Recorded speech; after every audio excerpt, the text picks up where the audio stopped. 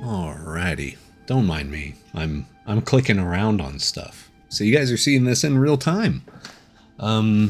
Yeah. So let me kick on over to this screen, which also looks different. Whoa. So yeah, we are multi-streaming right now. And knock on wood, it's going really well. I'm getting out max bitrate to both YouTube and Twitch. This also opens up the opportunity if we want to stream somewhere like TikTok, or I don't know if Insta does stuff, but like we could also do Facebook. We could, I mean, this actually opens up quite a bit of avenues. It's just there's certain rules you have to abide by whenever you're multi-streaming. So normally, you know, if you're from the YouTube, you probably notice on the other side over there, I used to have all the live chat. Well, because I have all the chat combined now, neither platform allows you to show the other platform's chat, which is ridiculous to me. But we're going to play by the rules. All right. So I still have chat right here. I can see it all the time. But you'll notice on the other video screens, we don't have it active. Okay. So what we're going to do today is we are going to finish up my landscape that I was doing. I'll show you guys kind of the progress that I made. I've been working insanely hard on the Magic the Gathering stuff, but the final turn-ins have been done. It's going to do the whole review process right now, and then I'll come back, and if I have to fix stuff, we'll see. But I got to send in my invoice, so basically that's a wrap, and I'm able to work on my other commissions, plus my personal stuff. So we're going to wrap up this personal landscape painting today. But yeah, if you're here from Twitch, welcome. I've also thought what would be fun is if once a week we did a game stream. However, that would specifically just be on Twitch, I think, because I don't want to muddy the waters. You know, I don't want to sour the waters on the live stuff for YouTube because it's an art channel. Don't want to do the game stuff unless everyone agrees that it's fine, you know, but I don't want to promise one thing and then deliver something else because that seems not great. But Twitch is all about the gaming stuff and then the art stuff on the side as well. It just can kind of be everything. It's fine. Twitch is more about overall engagement rather than just like, you know, you could do real life streams plus gaming streams plus, you know, whatever other kind of streams you could do. And it seems to be a little bit more applicable, a little bit more acceptable there. But YouTube, it's very stay in the lane, you know.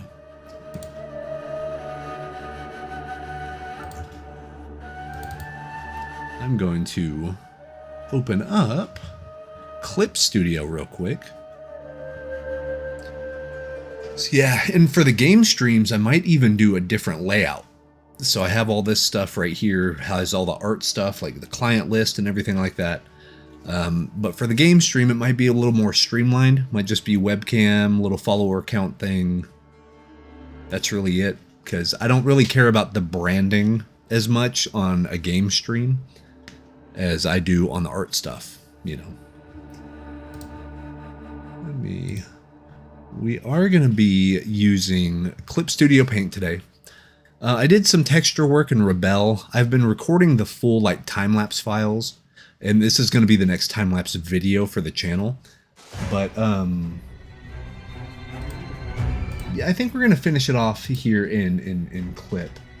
Boom. Yes. That's correct. And then okay, cool.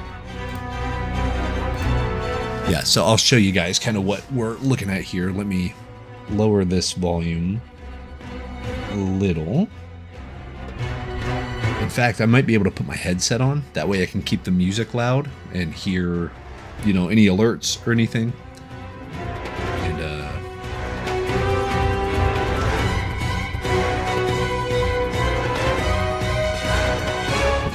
we can do that. Let me, where is it? did it go?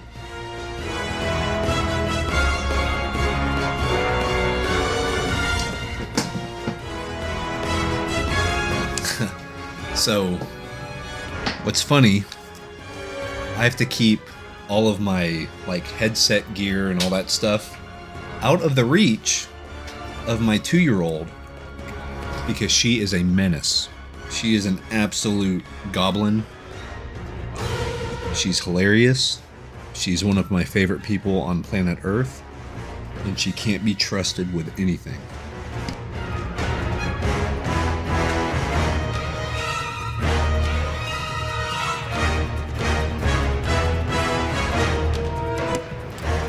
Here we go.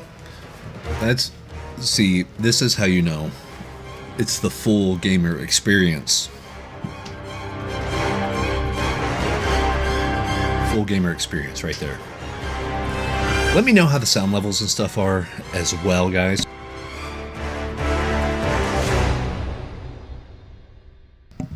So I want to make sure that we're doing good stuff, that it sounds good on the stream. So yeah, let's kick over here. So here's where we were, right? When we stopped streaming last time, we were here. All right. Now I probably worked another 3 hours or so on it. And we are now here. So you can see, it's funny, if we click back and forth, you can kind of see, I haven't touched really any of the background stuff, a little bit on this tree, I did. But like, you can still see this, the silhouettes are about the same, but I'm going in and I'm changing. I liked this light color right here. So I just kind of color picked that and went all around with different texture brushes and just went for it. You know what I mean? I also liked kind of the lighter, it sounds weird, the lighter, cooler shadows. So like with the rock right here, I really liked this color and how it worked with the, lighter kind of yellow greens. So that's kind of what we're doing. And you can see I've kind of come and rendered in some of this here, some of this here. I'm thinking I'm going to have some of this moss be a little like droopy on this tree. But the trees, I like the feel of. I need to fix this branch right here. I don't know, that's a weird tangent. I don't know if that's in the background or if that's part of this tree foreground. We'll fix things like that. So we're just gonna grind it out. You know what I mean? That's what we're gonna do. But overall, yeah, this is coming together. It's coming together okay. And I do like just to keep both of them open. That way we can kind of see where we came from the last time. You can see the DNA is there though. Like a majority of the design is done. It's just, I had the rocks and stuff, but I needed to verify them. And so we're getting there. We are getting there for sure.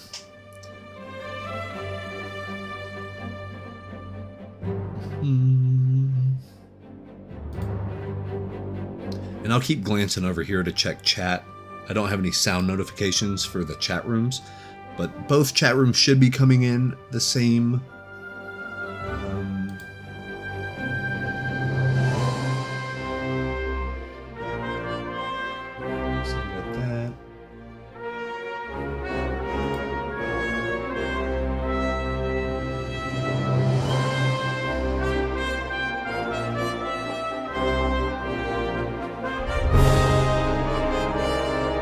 Watching a 3-year-old video about the gauntlet got from your channel. Oh, thanks so much.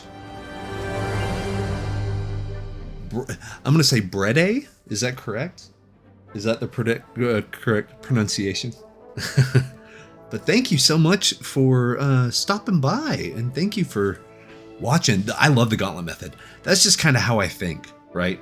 It's like I was trained as a traditional painter, so I try to approach this stuff the same way. Just how can I, how can I make this work? How can I make it happen? And how can I have as few layers as possible? And how can I don't know. The less stuff I have to think about and just paint, the better. You know what I mean?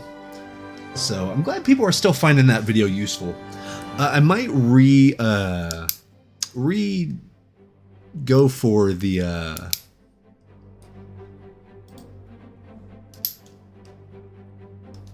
oh really, my stylus is not working.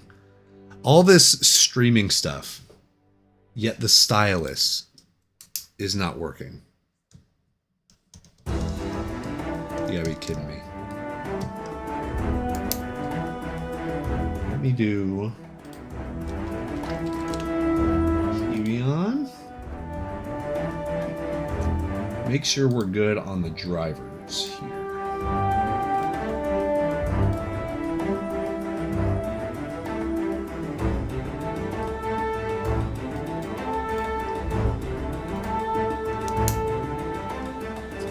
Alright, so that is good.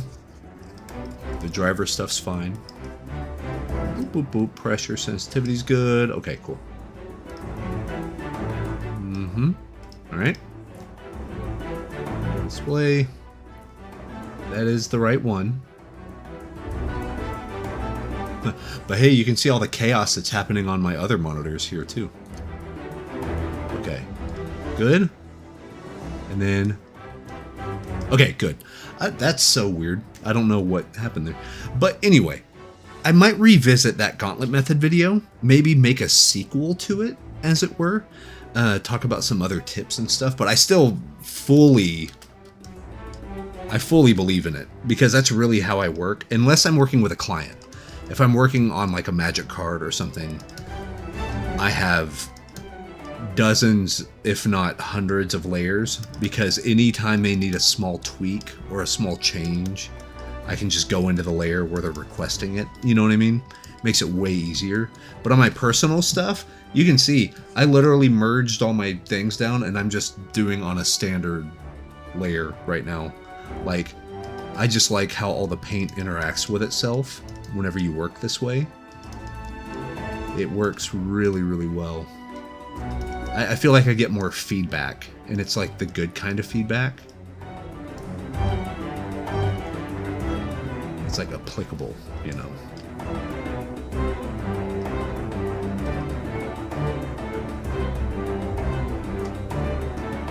Ford is cheap flat. Hey, that is a great way to go. Like, literally, I'm loving digital art because there's no cleanup. You don't have to worry about like mineral spirits or whatever if you're doing oil painting. Like my stuff, even if I'm working traditional, it's not very toxic. A lot of people will talk about, ooh, all this toxic material and oil paints are like explosive or something. I don't know. I hear all kinds of stuff, but really my traditional stuff isn't very toxic, or it's not a lot of stuff. I have like liquid and Gamsol and things like that. And mineral spirits, and even with acrylics, I just use a thinner. But that's not really bad. It's like a, not glycerin. No, it might be glycerin actually. Like it's an open medium to allow the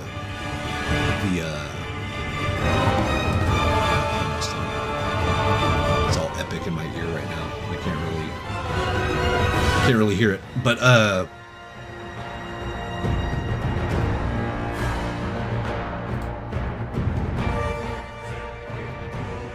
okay.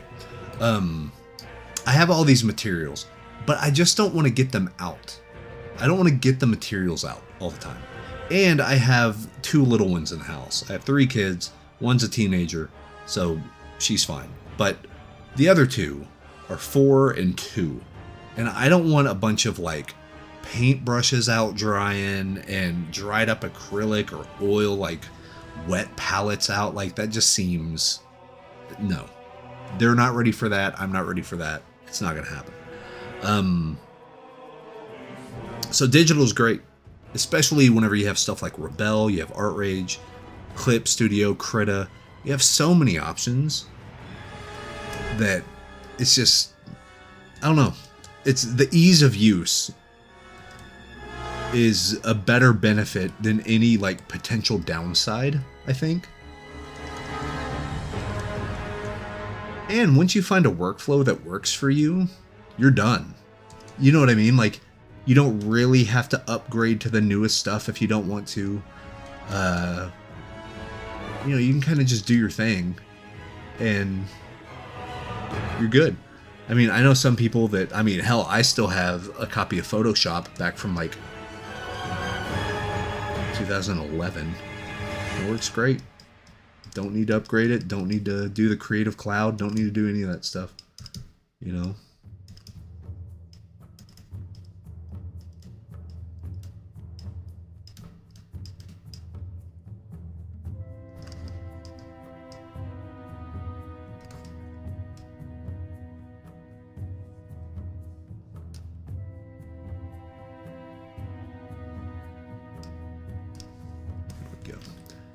Kind of blending that stuff out, but here we'll add this back in.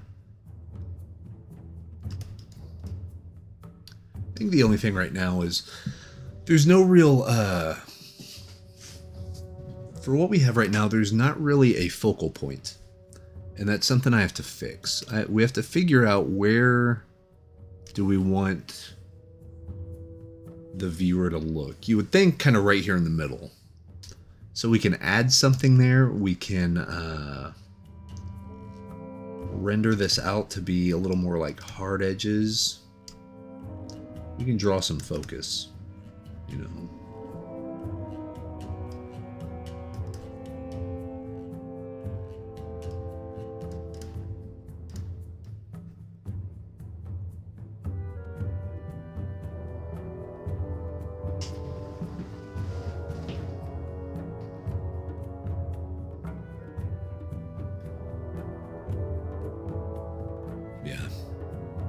Yeah, for sure. Yeah, it makes it does what. Oh, whoa! What's up, gang?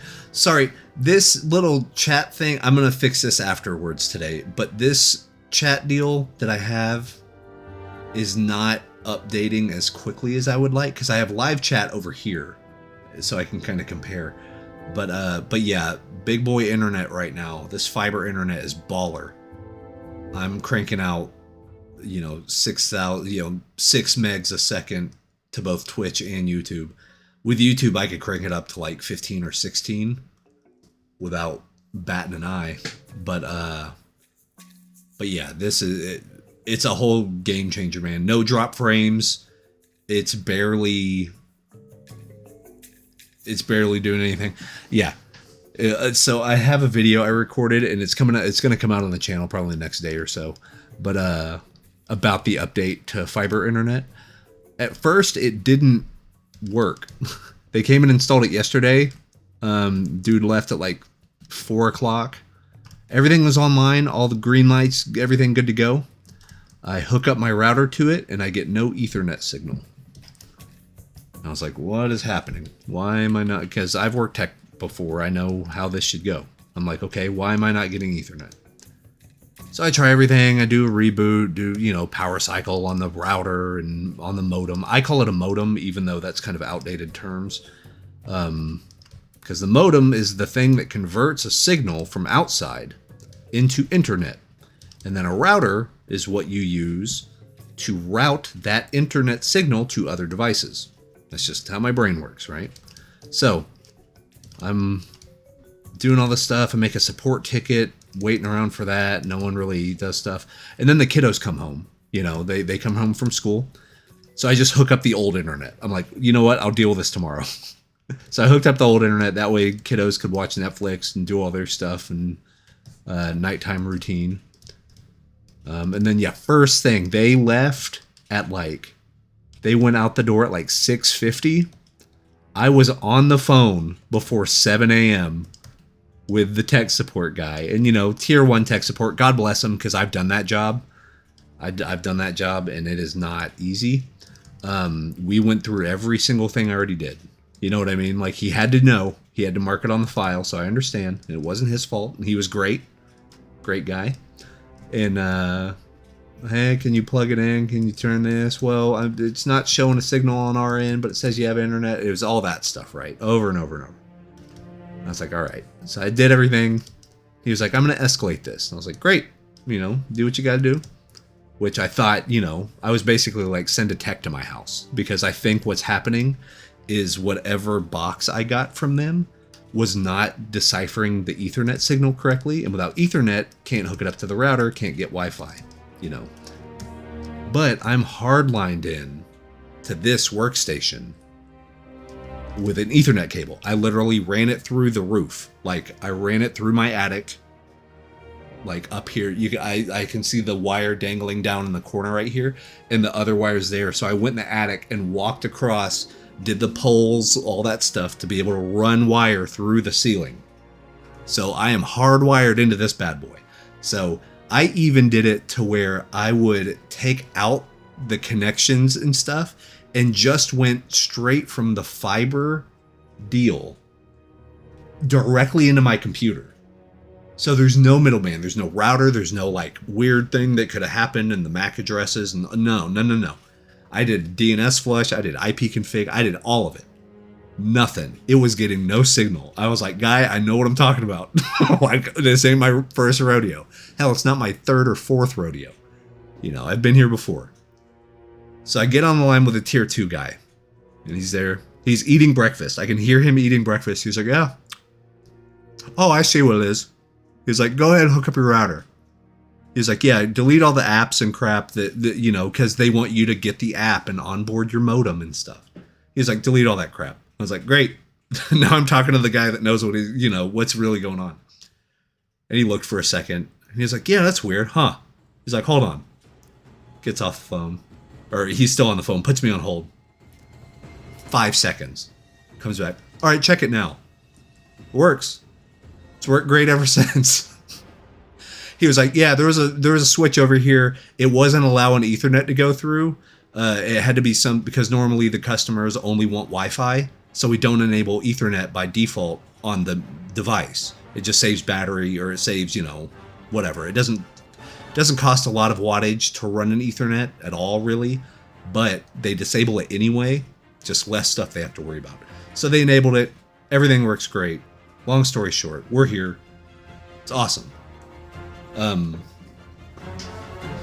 So crazy. All in all, a great experience. To be fair, I mean, it is annoying that they had to do the thing on their end, but now that they did it on their end and I'm on their radar in the good way, as far as like, oh, he's called before and he was pleasant to talk with and stuff. Now other further support is going to be way easier. So overall, I mean, thumbs up, man. And yeah, this connection is baller. I'm getting a gig up and a gig down, which is stupid. I saw the numbers and it made me laugh out loud.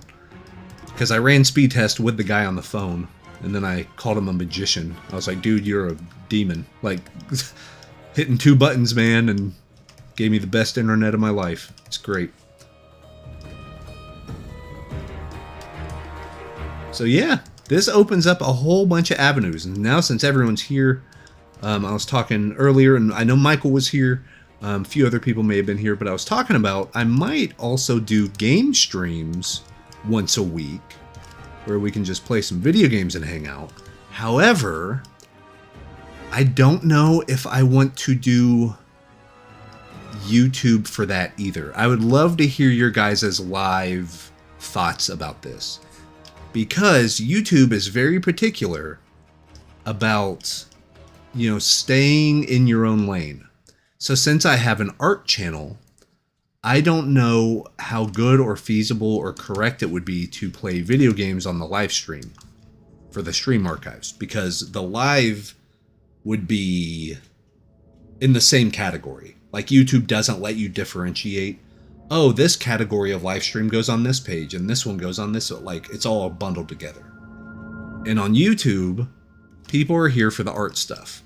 It just is what it is, I have a separate YouTube that I have for the archive for my old video game stuff, and I could stream to that one. but I'm kind of lazy and I don't want to keep resetting all my OBS stuff over and over. But the nice thing about Twitch is Twitch, they let you kind of stream whatever. And it all kind of makes sense. And as long as you're streaming something on Twitch, people will watch it. It's less like a branded thing like YouTube is. So I don't know if I should muddy the waters, you know, and that's really on what you guys want, because you guys are the ones going through those. I've already seen every episode. I was in every episode, you know what I mean? So I don't want to like make it a bad time for you all, or make it harder to find what you're really there for. You know what I mean? Like, I want to make sure you guys are still getting a good experience and stuff like that. But if it's cool, then yeah, we'll live stream on the same setup with the art decals and stuff, but play some video games. Otherwise, it may just be Twitch that does the video game stuff. And then I can export those to my other YouTube channel as like video on demand. So it's up to you guys. I'm fine with it either way. So right now, talk more about the art stuff. I'm just coming in and kind of using this kind of wet Photoshop brush that I love so dearly to sort of kind of mix these things together. That way I can come in and render it with a sharper brush here in a second. You saw me do this last time on a lot of this stuff, but just to show the quick progress. So this is where we stopped last time, right? This is where it was last time.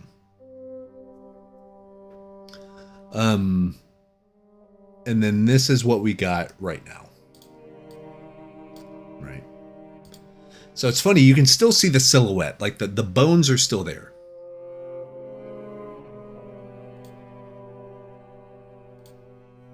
But you can see what, you know, 4.5 to 5 hours can do as far as rendering. Yeah.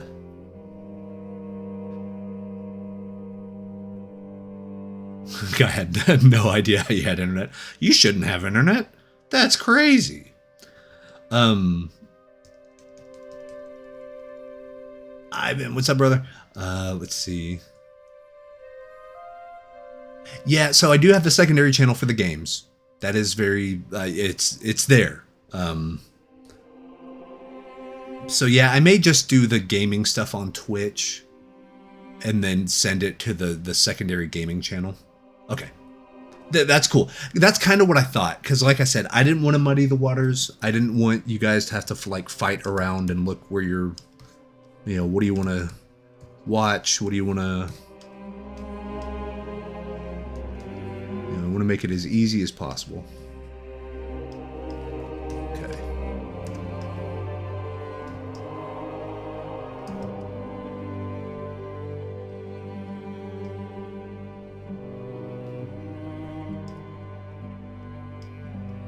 Introduce some more rocks, kind of come into the back here. These are really just to lead the eye.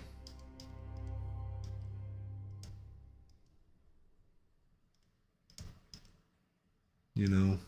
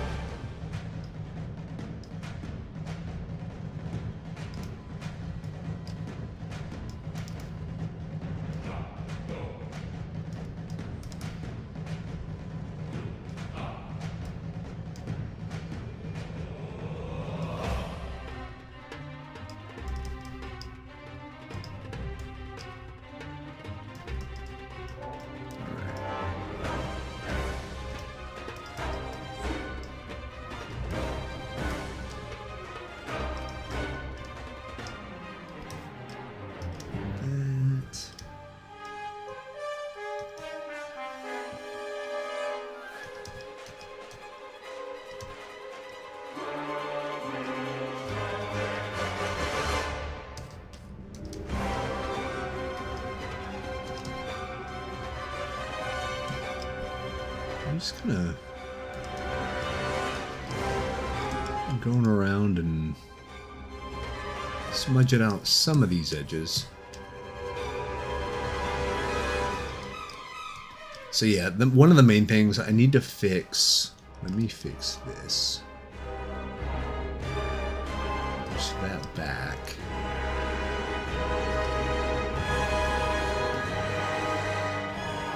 So like that.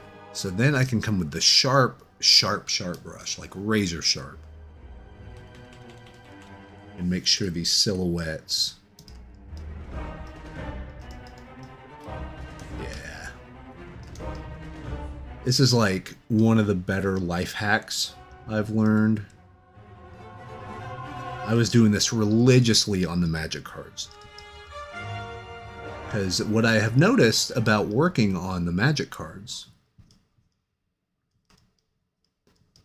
I don't know if I have to like earn it by working, you know, on a few hundred of the cards, and then you kind of get more free reign. But they very, very, very much want sharper edges, which is sort of my kryptonite. Not necessarily kryptonite, but I don't normally do it. I like a majority of my paintings to look kind of soft and hazy, and then you come back with some textured brushes and do a thing. But Magic is much more about, why don't you have everything sharper and then smudge some of it out? It's kind of the inverse of it. Like start off sharper, very sharp silhouette, which makes sense. I've worked on other card games and stuff, and they were a little bit more lenient on the painterly look. And it's not to say Magic isn't, because, I mean, there's definitely some, I mean, any Greg Rutkowski card, you know, that's as painterly as you can get, man. And like Ryan Pancoast, hell, that is a painting. Like he painted it on a canvas and he sells the originals. But like, I'm getting more comfortable with this idea of like coming in and getting some sharp edges and sort of like embracing it a little bit more, which I think is just overall going to level me up regardless.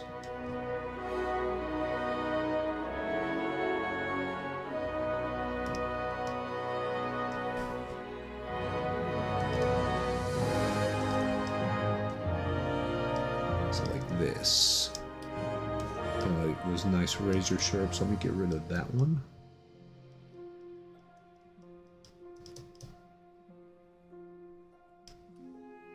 Okay. And then like here could be some good work.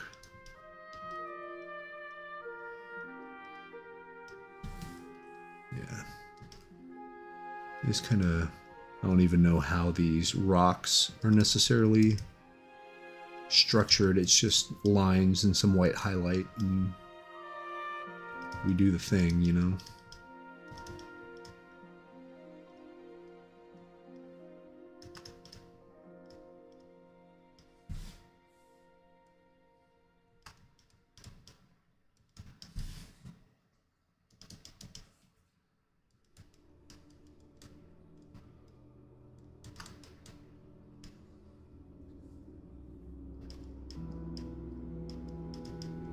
I'm trying my best to like cut into each shape. Do you know what I mean? Like for instance, if we go right here, I want to make that silhouette a little bit better. Kind of cut through here and then sort of bring those in. Kind of cut into that. Same thing over here.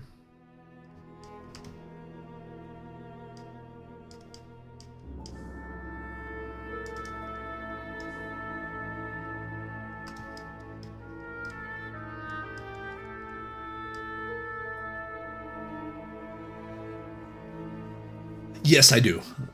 What's up, Free From Fear? So I absolutely do use kind of a grayscale. I call it a filter. It's not really a filter, and this works in any painting program. So it doesn't matter if you're working tablet, doesn't matter if you're working Mac or what. I mean, really, as long as the program has layers, and as long as the program has a layer called color, you can do the value check. You basically just, you make it You can edit. Let me grab a... It can be white, black, really anything on the grayscale side of things. So anything in that value range. But it has to have no hue at all. None. Or no saturation, I should say. But I usually do black. It's just more stark and contrasty. And then I'll go ahead and fill.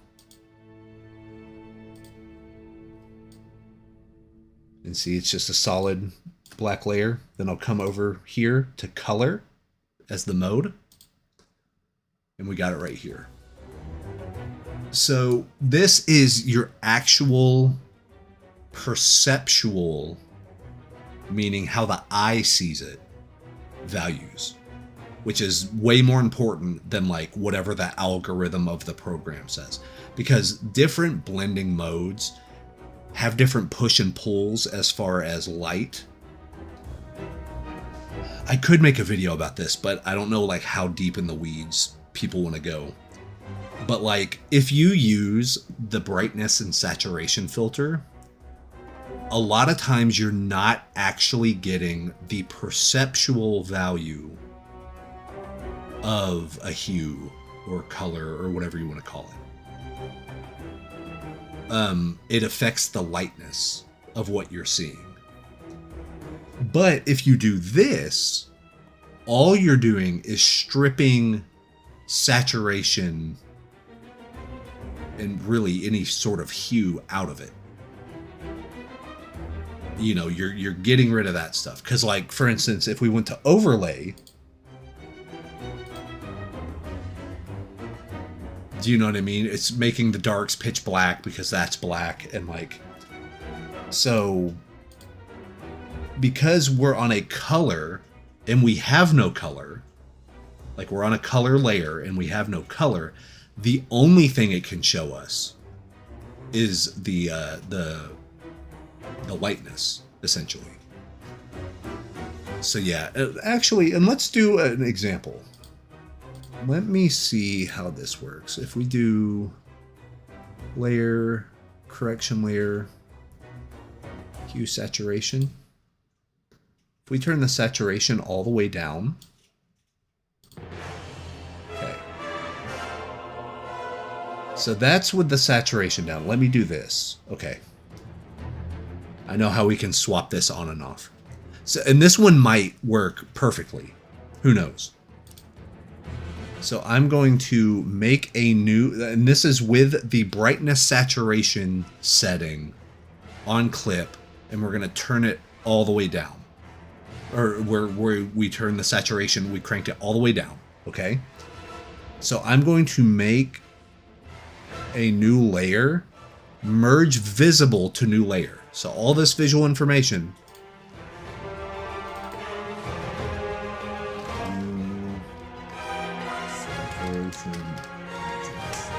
Okay. So that's from the hue and saturation adjustment, right? Now we're going to make the new layer.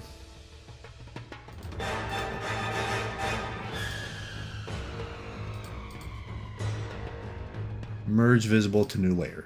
Okay.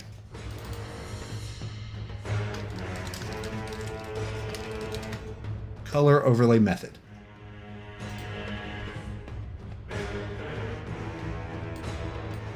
All right. Yep. Perfect. Okay. Perfect example. So, this is from the hue saturation slider. We didn't touch anything. We didn't touch anything else. We just got the saturation and cranked it down. Okay? That's what this looks like. Now, here is the actual perceptual, based on how our eyes work, value for every hue that we have on the canvas, okay? And I'm gonna click it on in 3, 2, 1.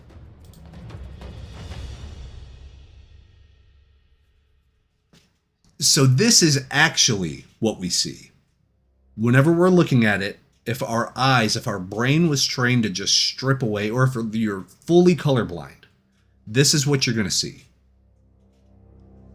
Not that you have partial color blindness or whatever, but if you're fully colorblind, you see the same way. Certain animals do, just straight gray. This is what you would see. This is the algorithmic version of that. Okay, here's what the program finds, and what it does is it kind of clumps different value scales together.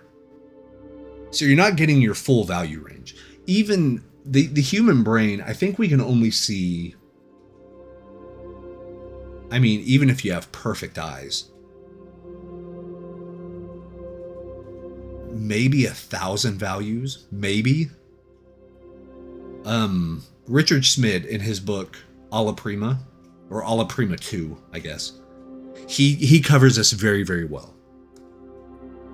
Because that's how we're able to compress our value scale down to like a 10-point or a 9-point scale, and it works okay, because we're simplifying.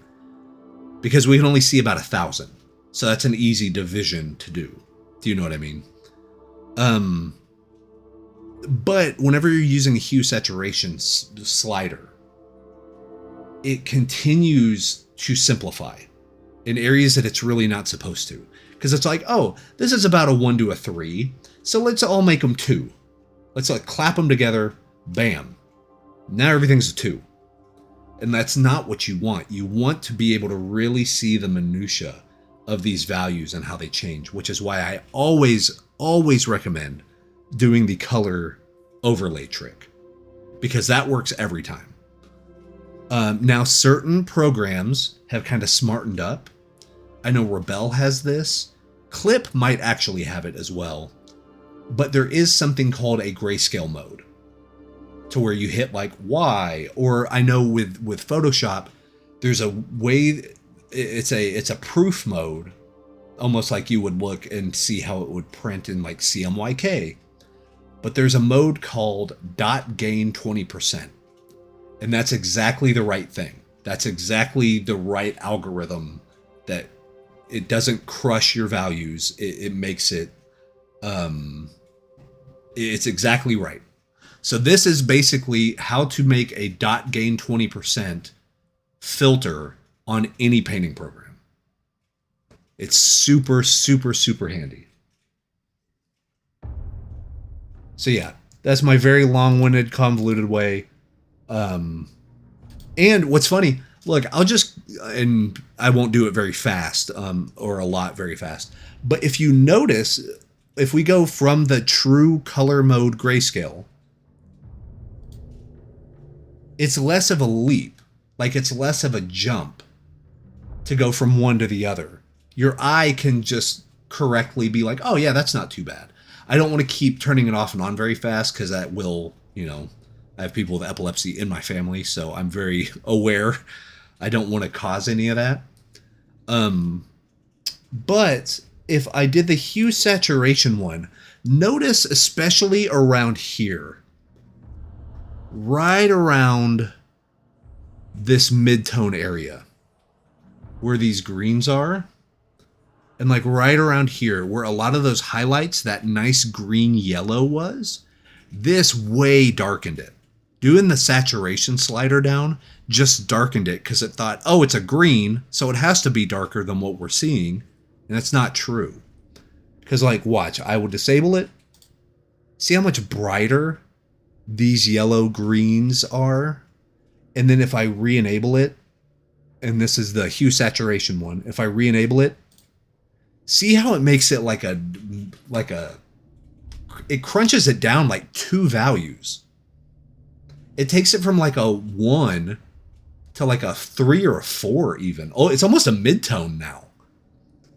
But, and we turned it back on for the color, but if we do our color overlay, see how much brighter that keeps it? That's crazy. Crazy. Do I stop relying on multiply for shadows? Yes. So, yeah, I never really use multiply for my shadows. I've started using it more, But then what I do is I crank down the opacity to like 10%. And it works pretty well. At least it gives me a color that then I can color pick and then paint with the shadows. You know, it's like it's not that I don't trust it's not that I don't trust the programs. I mean, part of me does not trust the programs, but it is what it is, right? So yeah, all that to say, yes, I do use the grayscale trick. I use the color mode. That was a nice 25-minute tangent on that. But hopefully you guys find that type of stuff helpful. Like actually seeing it. Because once you do it so much and once you're in the weeds and you're working with clients and stuff, it's stuff like that, in my opinion, that gets you hired. Because, you know, painting is one thing. It really is.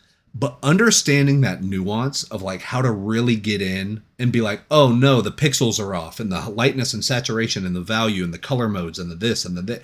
That's your professional stuff. That's the stuff to where it's like, oh, I've worked with this book publisher before. I know their printers are an Epson blah, blah, blah. I know the Epsons are brighter on the cyans. So whenever I get the cyan, I'm going to color pick in the color mode and I'm going to lower the like, that's where you're getting paid money. You know what I mean? Like they're hiring you because you know that stuff. It's hands off for them. They can hand it over to you, pay you well, and you're going to make them look like $1 million. That's the gimmick. If you ever want to work in the pros, if you want to be in the industry, learn this type of stuff. Learn the mechanics of it. Rendering and anatomy and all that. Yeah, sure. Great. What is the different color modes on the sRGB between Clip Studio and Rebel and Art Rage and Photoshop? Like, you got to experiment. You got to work on that stuff because that's what makes it, you know, that's what makes it heavy. You know, that's what makes this like a mind-blowing minefield of information is every program does something slightly different. I wrote about that in my Krita book. Every program approaches things slightly different. So you got to get in there and you got to wiggle around and, you know, yeah, it's wild. It's pretty wild.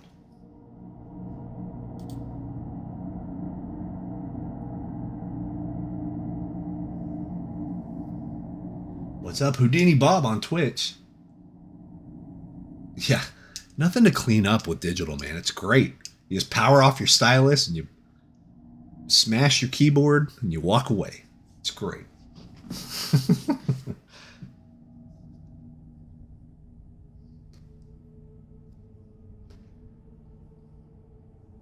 So,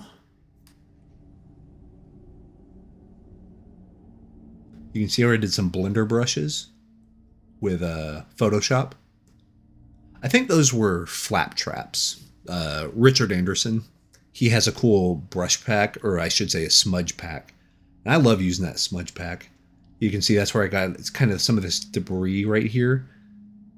Kind of the little squares and the circles and stuff. Krita has some too that are pretty good.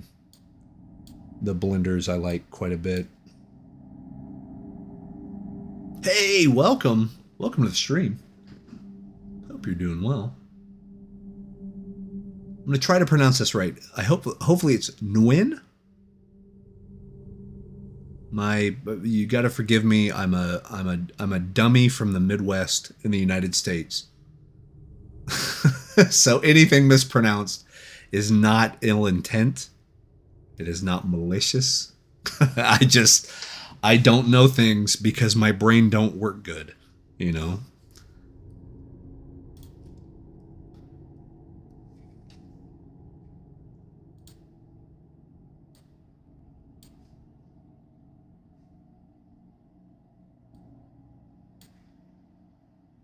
Mm-hmm. All right, there we go. I was like, why is my music not playing? It was playing. It was just very, very, very quiet. James, welcome. All right, good. Thank you for watching, Nguyen. It's good to have you. So, in my art theory brain, I like that I can define these rocks a little more. I think this is good. I need to define this a little more right here. The trees are actually okay. I think that's fine. The two back trees and even the back middle tree, I might refine and kind of smudge some of that out. Because in my art theory brain, the further we're going back into the background, like as we're walking through this forest, it needs to be smudgier, blurrier, however you want to think of it. Because I always think, whenever I'm painting, I always try to think of my eyes as a camera lens. And like, where am I focused? What am I focusing on? Like if I have the aperture and the ISO and stuff and I'm like focusing on, everything else is going to blur around it. Hell, I even do this for my webcam. Like if the focus is me, bam, and then I have to crop out and then blur everything that's not, because it helps differentiate your subject from its surroundings. However, you don't want to go immediately from super sharp to super blurry, because the human eye doesn't work that way. I always think of I think I learned this from James Gurney, who you should buy all of James Gurney's books. They're perfect art books. If you're reading a book and you stop at one word and you're looking at the word, without moving your eyes, how many other words can you read around that one word? Probably a few, maybe 3 or 4, depending on the length of the word and like where it's at and stuff.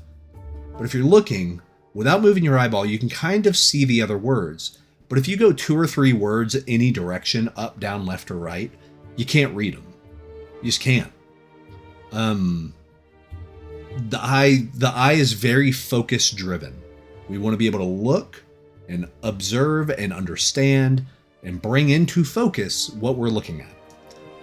So having parts of the painting that are not in focus is actually better for your viewer. It gives them a chance to relax. It gives their eye a chance to breathe. A lot of people like to call it like rest zones. Because if everything's razor sharp, this is one of my big, not complaints, but like a trend that I notice with some digital artists. They love to go in and fully crisp everything up, every texture, and like try your best not to do that. I would say 80% of your painting should be soft. It should be softer edges. There's still an edge, but it's soft. It's like some of these trees back here, like some of this stuff. See how there's an edge? There clearly is an edge, and you can see the differentiating shapes. But it's not a razor cut. It's not like this razor cut. You know what I mean? So I need to blur some of this a little more. Blur this one back in a little bit. See, and this is too blurry, I think. So I need to kind of refine some of this. So it's always that push and pull of like, is this blurry? Is it not blurry?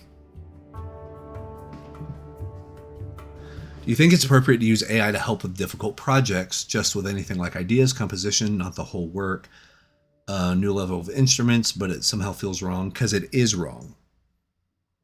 And here's the deal. I mean, we could go off on a tirade about like the legalities of it and how it got trained in the first place and all that, which I'm also not a fan of. I'm even part of the class action lawsuit against OpenAI and Stable Diffusion. My name is in those documents because I was one of the artists that they trained all that crap on. But my big thing about it is if whatever part is hard, whatever the part is that you're finding hard that you would go to AI for, that's your new study guide. That's your new thing that you should beeline into and learn everything about, because that's probably your weakness. Do you know what I mean? Like, that should be the thing I would much rather you go to a library and check out a book from the 1800s about this topic.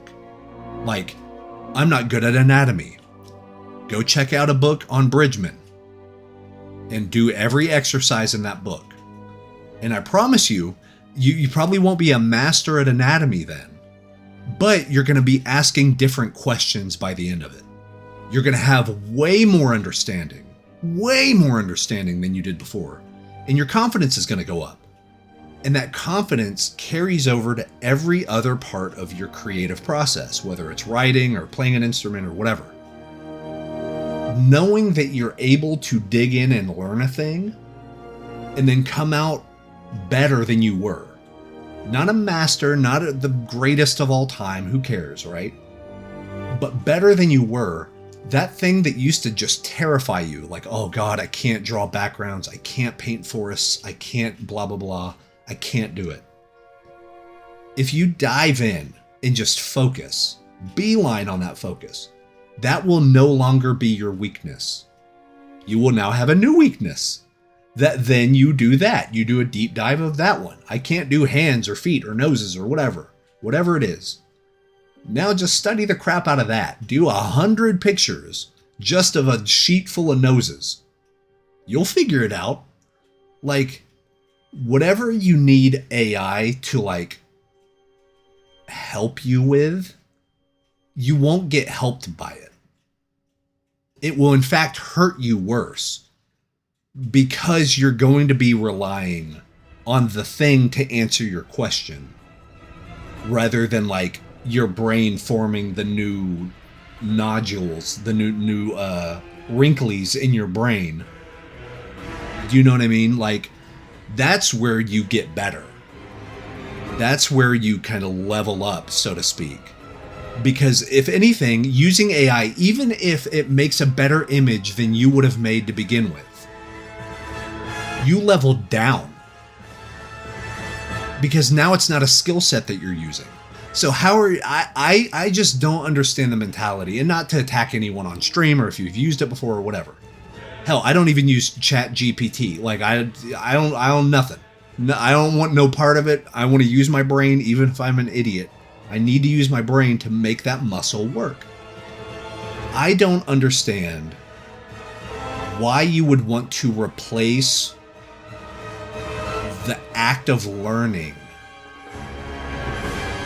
with the act of, like, receiving the end product. To me, the struggle is the fun. Can I rack my brain and troubleshoot this thing and make it work to where it resonates with people on an emotional or even just aesthetic?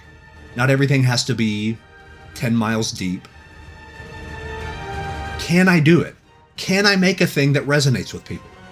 Can I make a painting that somebody looks at and be like, damn man, that looks great, I gotta learn how to paint?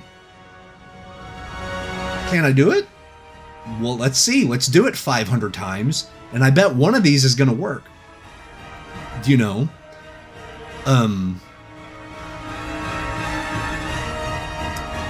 It's like that, you know, I just don't get the mentality of replacing the process, because art is the process.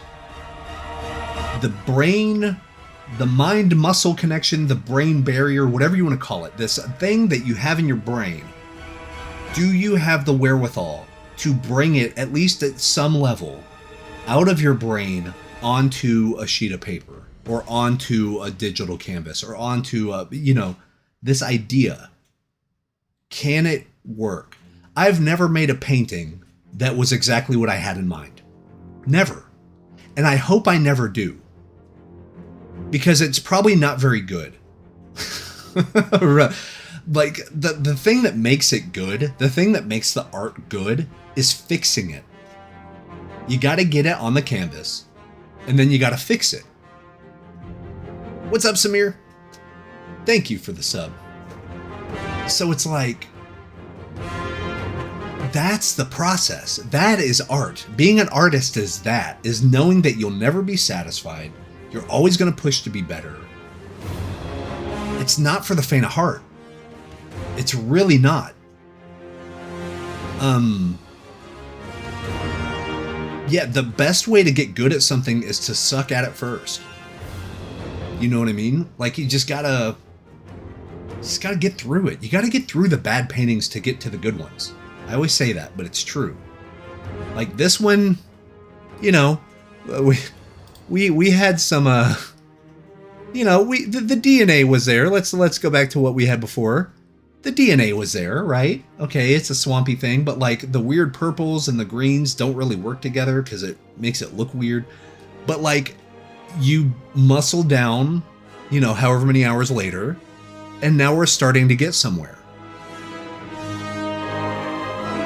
It's not that it's good, or not that it's bad, or not that it's anything like that.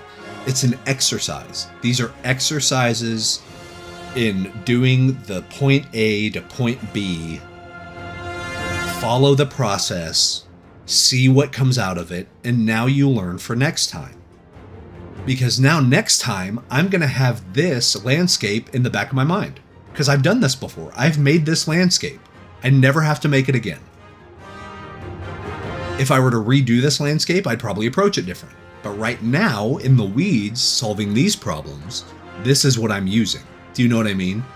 So you're really, when you're painting and when you're doing art, you're flexing your problem-solving muscle more so than any creative thing. In my opinion, creativity is problem-solving. That's it. That's all it means. It doesn't mean, what can I imagine? Oh, a butterfly with the motorcycle. And like, that's all nonsense. How can we make this a tangible idea that gets across an emotion to a viewer? You know what I mean? Like, yeah, no, that's, Nguyen, you're absolutely right. It's completely based on the problem solving and the skills and the acumen. That it's the same thing as watching an Olympic athlete. Like, oh my God, how did they get there? Like, that dude ran so fast. Like, you know, I can't fathom, like, I know what running is. I know what, like, throwing a football or shooting a basketball. But you see somebody like Steph Curry or Caitlin Clark, and they can shoot it from anywhere in the arena and make it 10 times out of 10. And I'm like, they're an alien. These people are not of this world. My goal is to be that for artwork. Do you know what I mean? Like, it's whatever that drive is. And like, why would I give that process up to something? Like, no, that's my journey, man. This is my thing. Like, it's a headache and it's hard and it's aggravating. And yeah, it sucks sometimes. But then sometimes it's the best thing on earth. It's the best relationship you'll ever have. You know? Yeah. Sells AI art and Telegram. Yeah. And I mean, and just that whole thing, selling AI art, that's dumb. Telegram, I've never seen a thing on Telegram that's not a scam. So it's like, you're making stuff for scammers, by scammers, for other scammers. That's not my MO. Like, that's not my audience, you know. Not a big fan of that stuff. Like, all the bots, here's the thing. AI can make AI art for AI comments and AI bots on AI websites and leave us the hell alone. That whole dead internet theory, to where a majority of the internet is not actually real people, it's just bots. I kind of subscribe to that. I think that's more true every day.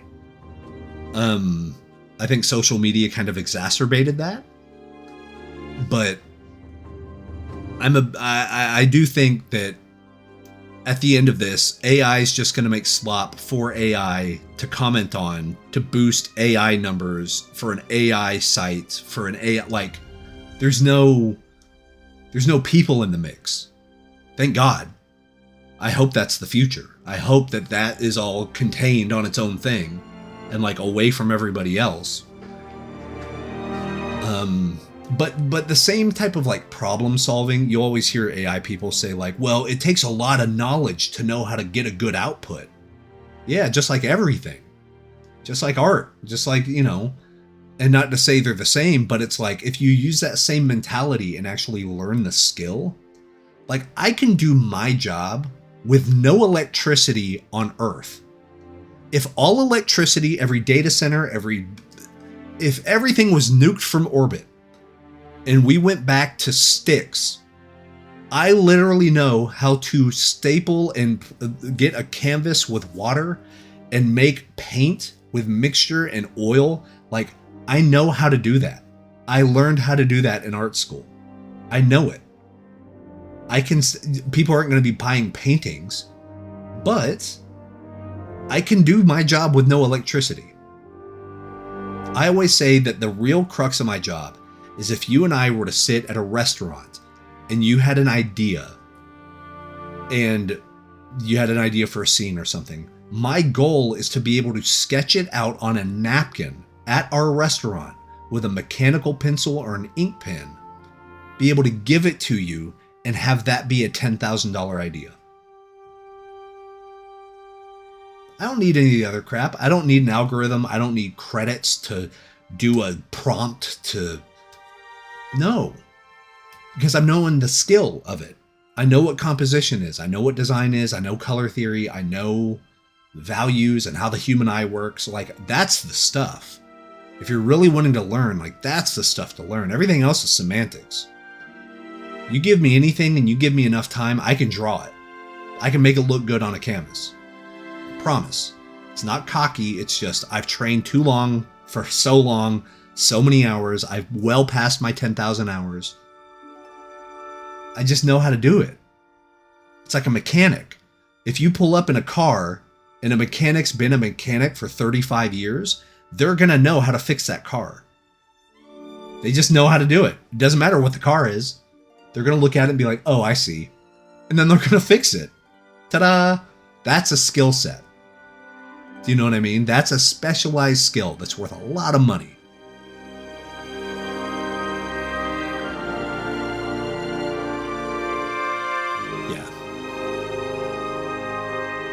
Yeah, exactly. I know we did the crunch numbers thing probably about a year ago, where I talked about you have to think how much value is in any single AI image, especially if per minute you can prompt 50 images.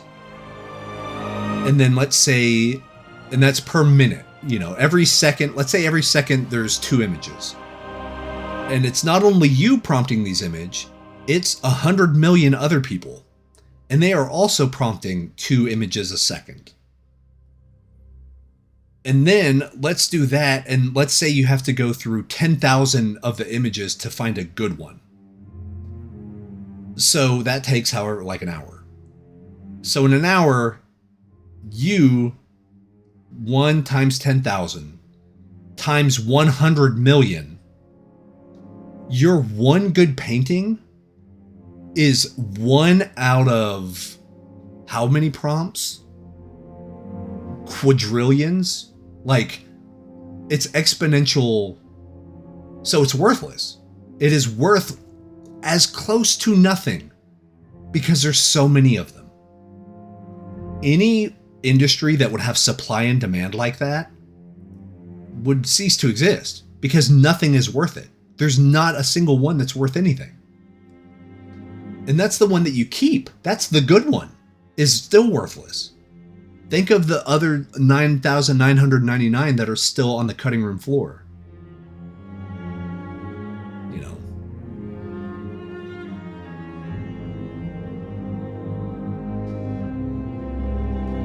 Yeah, that's true. I mean, people don't commission books. Back in the day, they probably did, but you were probably working for the church. The same way painters were, really. I mean, that's why you have so much good Renaissance art, is everybody was hired by the church. Hey, we'll give you a house. We'll feed you every day. You want to do some paintings? Sure, I'll do that. Yeah.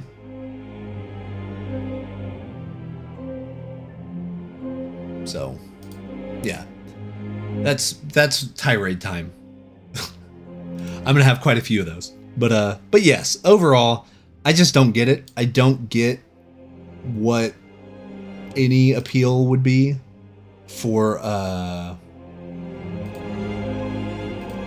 AI. I just don't understand it, like, fundamentally.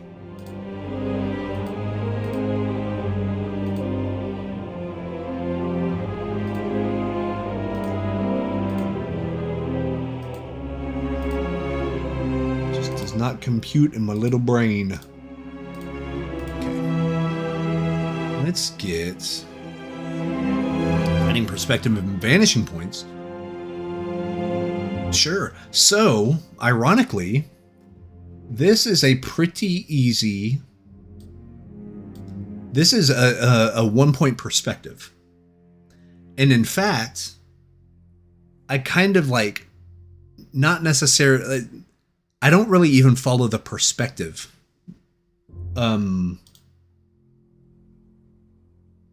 So just the quick deal, let me make a new layer, and I'm going to redline this.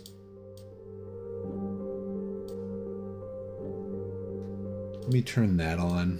This way it'll be less clashy with all the greens and stuff, so we can see it a little bit better. Okay. So really, my horizon line, all you need to know about a horizon line is where are your eyes.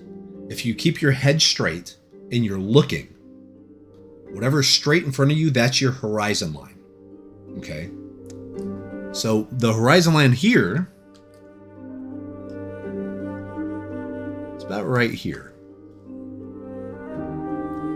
Now, I just know, as we're going back, like, how far away is my horizon line? So, that just depends on what mood you're going for. This is actually kind of a closer crop.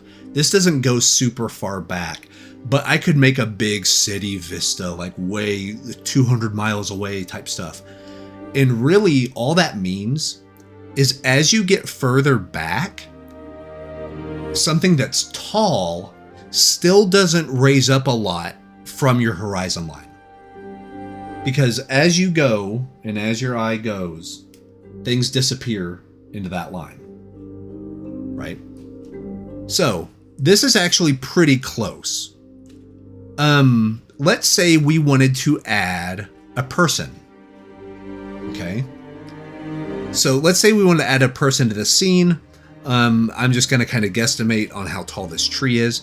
But let's say we have our person, and like they are standing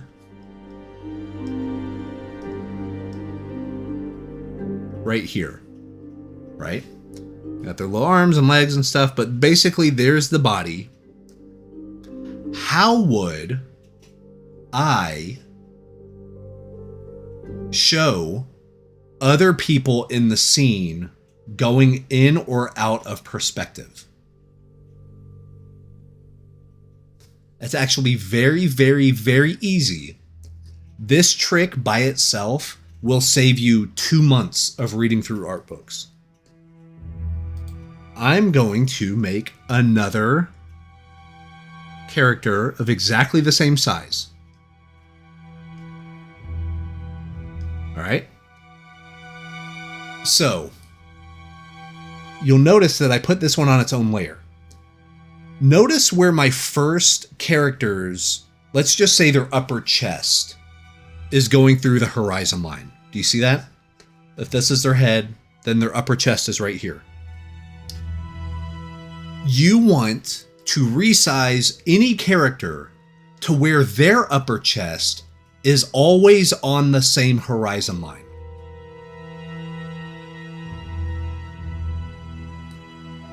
So if we go this way, let me actually duplicate this a few times. So we're going to duplicate, and then we're going to duplicate.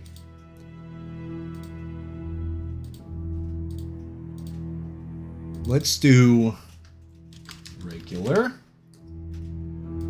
Let's do this one small. I'm going to free transform. And I'm going to lower this. See the size difference? But the same area of their chest I'm going to put on the horizon line. Okay.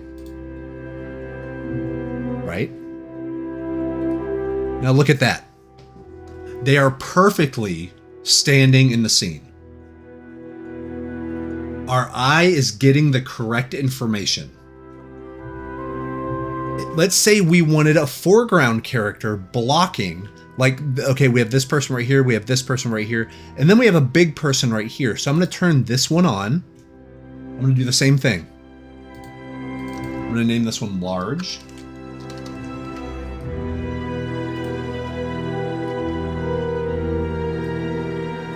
Big, big, big, big, big, big, big, big.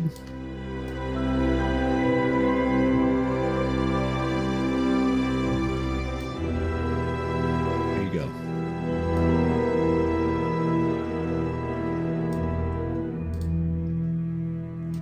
And see, they're going off of the deal. But that makes sense because they're walking, basically, think of us as the person furthest back, like you as the viewer. Then this person, the large person, is actually going to be kind of right next to you, a little bit to your right, and they're going to be probably 2 or 3 feet in front of you. Then the original person we made is probably about 15 feet, 20 feet maybe.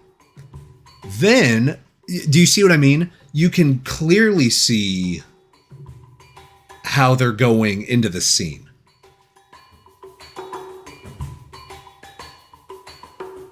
What's up, Rene? Oh, yeah. All right. Take it easy. Yes, we pride ourselves in not being toxic here. I'm old and I'm a dad of 3, so I have no patience for it. So welcome. Welcome to a fun, cool place to hang out. We do have a Discord channel. I should get that to automatically populate whenever I go live. But thank you so much for hanging out. I appreciate you very much. But yeah, so the depth thing works well. Now let's say, well, what if I have somebody who's a different height? That's fine. They are going to be either above or below that measurement. Okay. So you're basically going to make that measurement off of your first character. Are they taller or, whatever on their first character? If they're taller, like if we can make the smaller person taller by seeing where their feet were if we did the same measurement, right? But then stretch up a little bit. You want to make sure not to see, and it's doing let me control click that way. So let me do that again. Let me control click up. That way it kind of does a skew perspective. There you go. Cool. And then let's say the large person in front of us is actually like, let's say they're a dwarf or something. Let's say they're a fantasy character, they're a goblin, they're a, whatever. Then I would just do the same thing to where it's not on the chest. It might be like lower than top of the head. See, but the body is the same dimension. So the body could even be wider. And because the proportions are the same, you would design it that way. You would design the proportions. This is just basic primitive shapes. But see, this gives you a sense that this is 3 different people. It's a fun way to go. But really, that's all I did here. All I did was make my horizon line. And yeah, I really even didn't do I didn't really do a vanishing point even, because that's the nice thing about doing the sort of forest, any sort of kind of earthy thing. It doesn't have to be exact.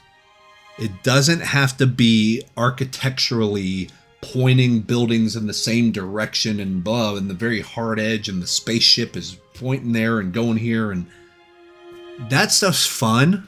It can be, but it's also pretty monotonous. I don't personally get a lot of cool creative fulfillment out of doing a lot of hard buildings and stuff like that. It's good to learn, and it's good to learn, you know, anything above the horizon line you see under, anything below it you see on top of, you know, because if your horizon line's your eye level and then you're tilting your head up and down, that's what you're seeing relatively. But that's why I kind of go for more of the fantasy stuff. I just don't want to, I want to go based on vibes. I want to go based on the mood of it, stuff like that. And I don't have to worry about the mechanics as much. Now, I've done mechanics. I've done tons and tons of it, but this is just, I don't know. It's just way more fulfilling to me because I can still keep getting lost in it. Like, hey, does this look right? Does it still look correct? Does it still look good? And as you can see, as it goes further back, we're adding more blue, which is adding that atmospheric perspective, and it's getting lighter. So, or I should say the value range is getting more compressed because the lightest part is not actually here in the back. It's actually up here in the front. All the sunlight is hitting this, making this really in focus.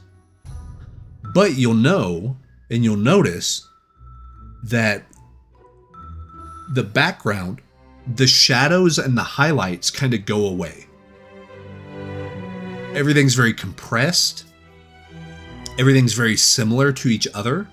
So even the smog and like a big tree aren't that far away on the value scale. So your values get closer to those midtones, maybe a little lighter, like your light midtones, because your lightest lights are actually here in your focal area, which is kind of what we wanted. But you'll see that because we compressed, we removed some saturation out of the background, and also we kind of compressed our different the different values as far as the trees. It gives a sense of depth. And because we're overlapping shapes, we have the darker tree with more detail, more color, more everything in front of all of these desaturated, muddy, value compressed things. Same thing here. You can see this tree, we're still having the design motif of a big limb coming off. So your mind is getting trained on what to look for. Think of this as like repeating notes of a song. And then based on the density, the size, and the actual value, you can see that they're getting closer to us. And you can see this shadow is way darker than this shadow. This shadow, these shadows right here closer to us, are darker than these shadows. Even though these are pretty dark and they're on kind of the same image plane, they're related, so they're very close, but these are still darker. If I turn back on our grayscale, you can literally see it. You can see how dark some of these shadows are compared to the relative darkness of shadows around it. So I fully believe, I genuinely think you're going to have a great time if you learn a little bit about atmospheric perspective. You know, as stuff gets away from you, it gets less saturated, the values compress, and it probably gets lighter overall on average. And work in black and white. Work in grayscale. You know? Still follow perspective. In the city, it's usually box-shaped buildings, which is easier to figure out, but in nature, I find it much harder to see. Exactly. So that's actually why I prefer nature, is it doesn't always follow that. However, it does follow the rules of if something gets closer to you, you introduce this idea of foreshortening. So like even on the webcam, my hand is always the same size. But if it's closer to the camera, it looks bigger and it's overlapping. Do you know what I mean? Like it's doing its job of being pushed forward And like the detail is higher. You can see more skin wrinkles. You can see more of that stuff because it's more in your face. We do the same thing here. See how I've kind of foreshortened these shapes? I did the form coming at you for these branches. Same thing for the rocks. The form is coming at you. So I'm not worried about the vanishing point or like trying to adhere to it all going to one way, because that makes it look very stoic and very kind of compartmentalized, very boxy, like you said. But with nature, it's a little more loosey-goosey. It's a little more based on feel. But really, you can see, I would say my vanishing point would be probably right around here. You know, if I make another, let me get rid of these.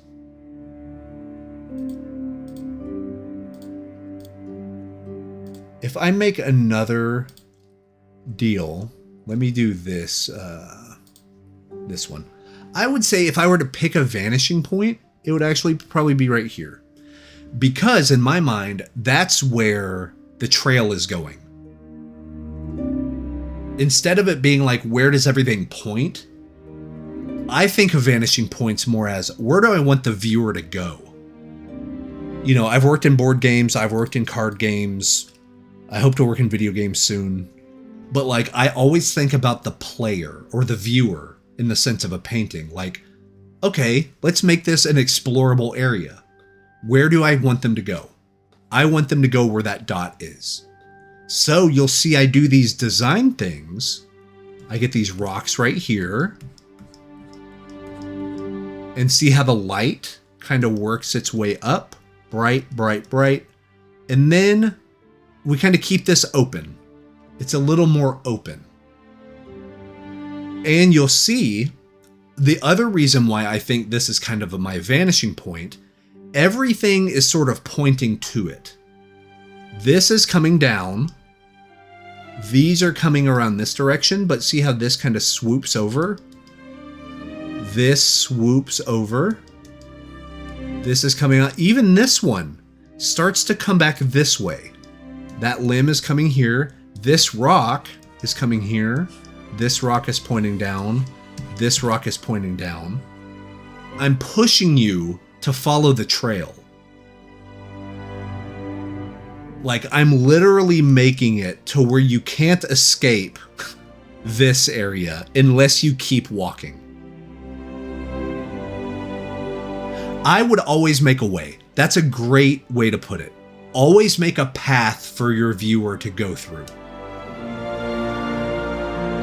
And also you'll see that I haven't really, like, I kept it open down here too.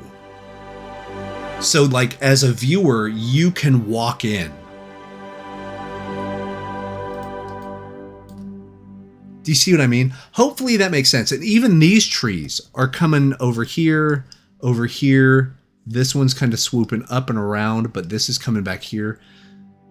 Everything this way is pointing that way, and everything this way is pointing that way, pretty much.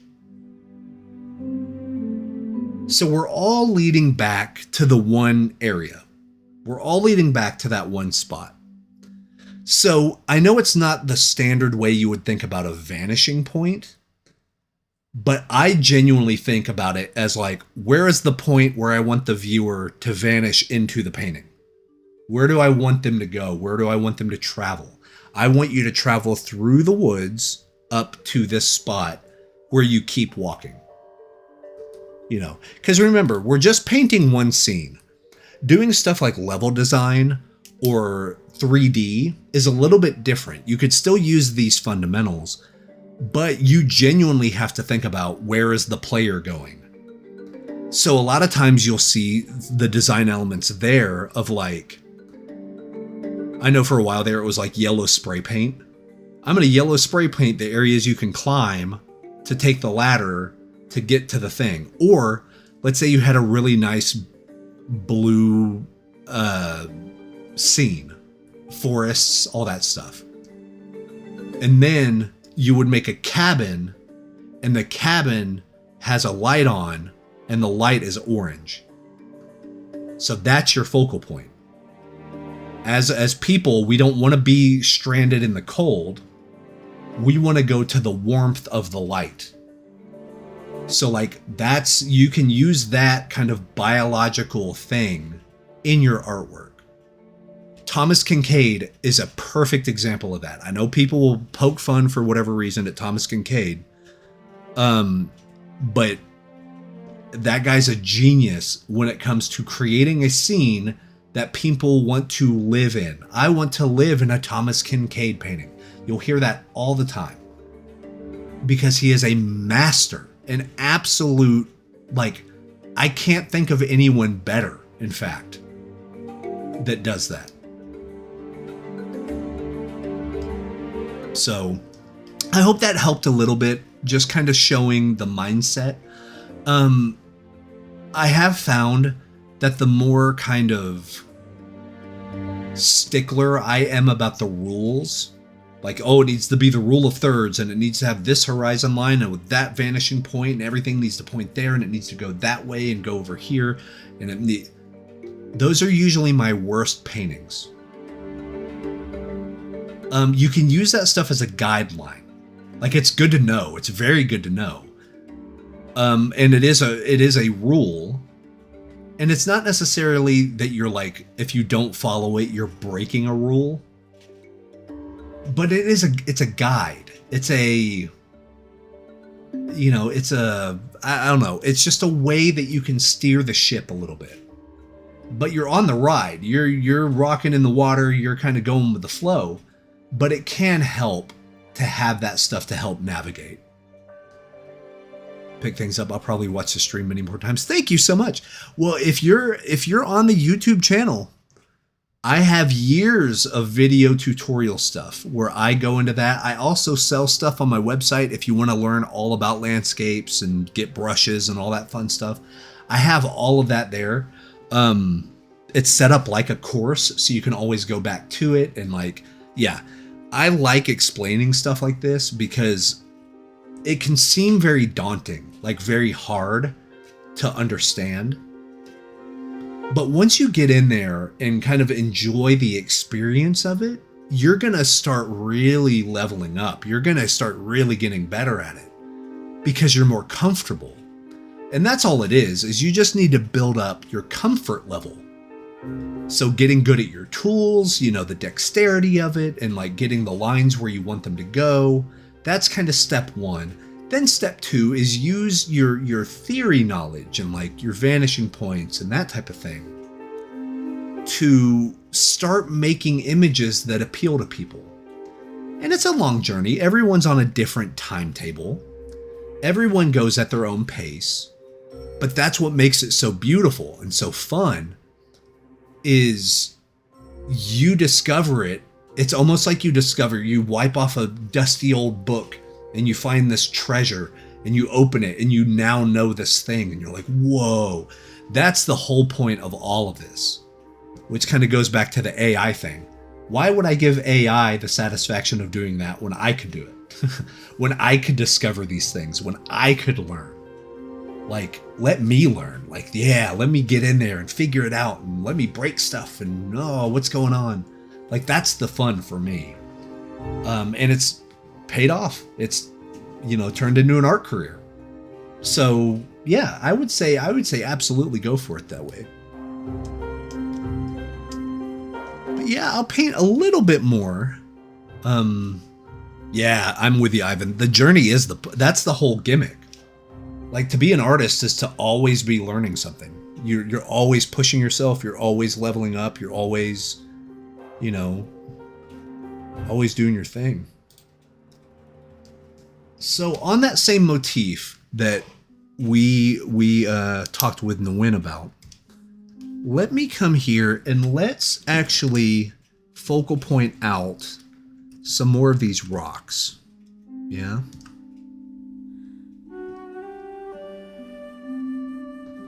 And then like here. Let's come up here.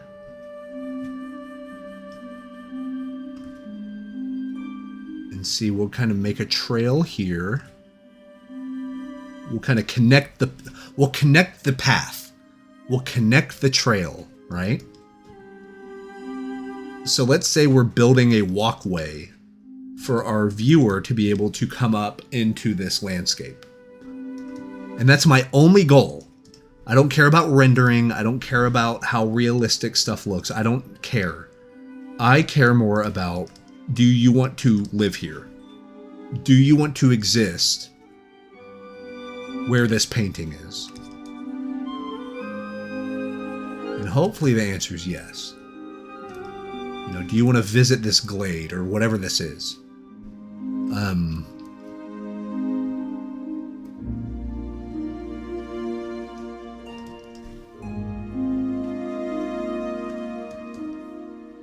Because all we are at the end of the day, every one of us, we are telling stories.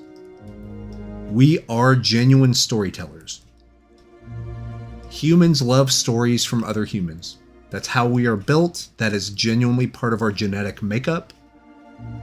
Around the campfire, you know, tribes pass down legends. Like, it all comes back to telling stories. Whether visually or through word of mouth or... So if you embrace the storytelling aspect of it, you're gonna get better results that you're more happy with. Do you know what I mean? Like, you're going to enjoy yourself more because you're building your world. Now, I know we've talked a few times on the channel, on the YouTube channel, about one of my things is I'd like to make a graphic novel or like a world building guide that we can put out, you know, either for free or sell it or kind of whatever. But kind of learn how to produce something like that and make art good enough that it could live on its own in something like that. So it could really build a world. And I think that's the goal. That should probably be your goal regardless. Because you probably got into art because of a story, whether a comic book or like a movie or something. You know what I mean? You got into wanting to create because of a story that you heard, whether you're a musician and your favorite song came at a perfect time in your life, whether you're want to be a novelist and you read a book and it just changed your outlook, it changed your perception or maybe of who you are. That's why we're in this. We are in it to share stories. So embracing storytelling elements in your painting and in your artwork will net you dividends. You will get way more from it than just rote rendering or following this, you know, semantics of certain rules or whatever. Like, that's very important. But sometimes the joy of the art goes away. It's not fun anymore.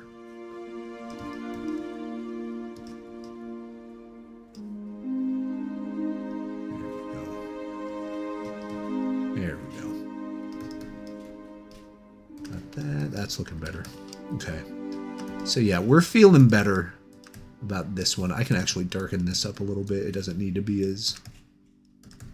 because that kind of fades out.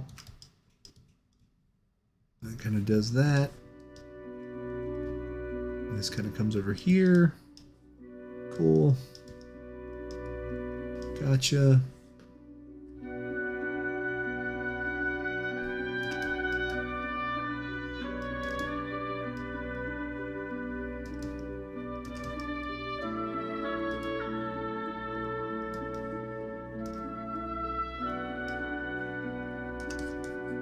Blur these out.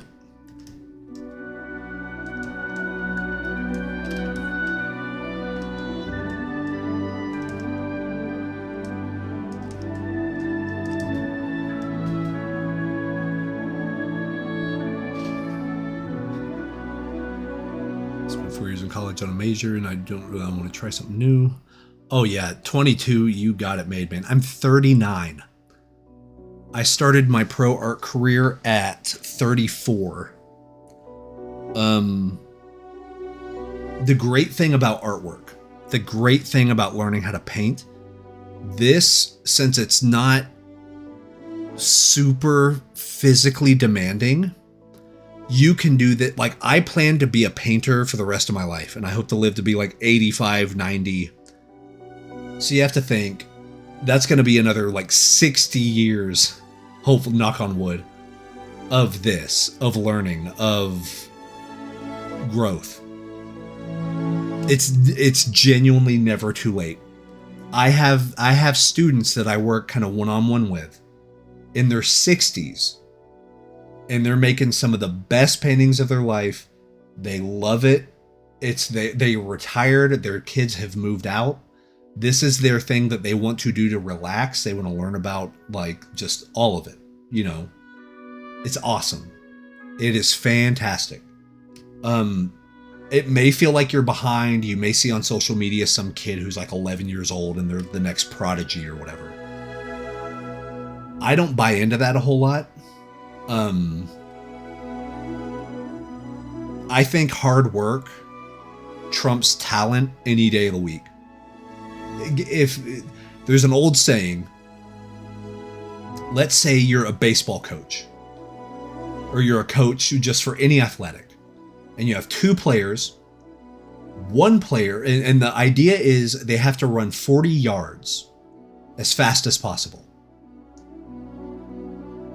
So you have two players. The first player, they go up and they run it super fast, and they have perfect form. They are talented. They know exactly where to put their hands. They're running. They look great. The second person runs just as fast. They get exactly the same time on the stopwatch, but the running's a little off. Their hip is a little weird. You know what I mean? Like, it's just not quite like the perfect. It's not the great, graceful looking thing. As a coach, there's two different types of coaches. One coach would go with the person who looked perfect, because man, they are a stud. They are perfect. They're going to be great. We could sell so much merchandise. They are the epitome of excellence. Wow. I would go with the second person. The person who's just as fast, a little wonky, because imagine how much they're going to slingshot once they control their technique. Always find that part that you can fix and slightly tweak it, and the whole package is going to get better and better and better. Like, real talk, no way I could have made this painting even 3 years ago. No way. There's not a single. It would take me 500 hours. It would have been half as good. I would have been angry. Wouldn't have happened. But just time and working with clients and grinding it out and painting multiple hours every single day over the last 3 years, you learn how to do it. You just learn it. That's the thing.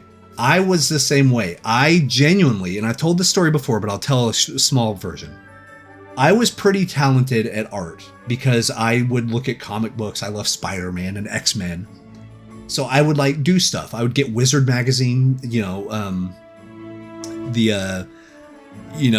get all of the Seth MacFarlane stuff. I would look at Jim Lee. I would look at all these comic guys, right? I would just trace, and then I would learn and practice and trace. So I got really good at that stuff. I would win like art awards in my elementary school and middle school, and even high school. I went to state and got like 6th in the state at artwork. You had to do a still life study, and I was pretty good at it. I went to college, started an art degree, and hated it, and I dropped out. Dropped out in 2006, didn't touch a pencil. The only reason I would pick up a pencil is to sign a paper. I went to work, did all sorts of other jobs. I didn't sketch, I didn't draw, I didn't do nothing. I was burned out, man. I hated it. For like 12 years, I didn't touch anything. Then I decided to come back. I loved Imagine FX magazine, and I always kept up with it and stuff, and it was always in the back of my mind. And I came back and I started working at it, and actually working and trying.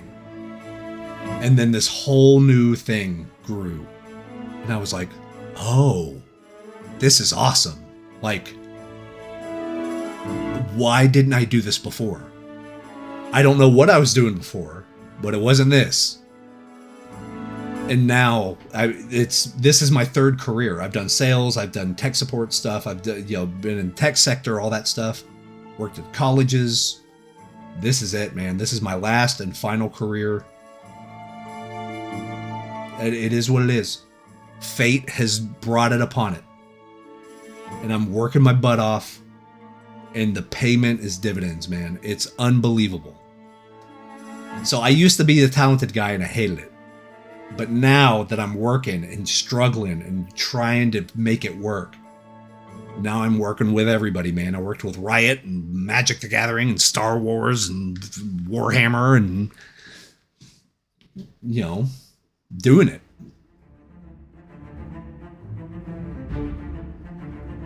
So I was 100% nurtured instead of a natural thing. That's the kind of the best way to do it. Because, people will say, oh, I can't draw a stick figure. You don't have to. I'm convinced, and not a thing on me or whatever, but I'm convinced anybody can learn how to make art. Anybody can. Anybody. Because there's mechanics to it. It's just, you have to have the patience enough with yourself to know that it's going to be an uphill battle. And that the climb is going to be tough. But if you have the wherewithal and you wake up every day and you try to do something, you will make it work. That's all it is. That's all it is. You just got to be too stupid to quit. Be like me, be too stupid to quit.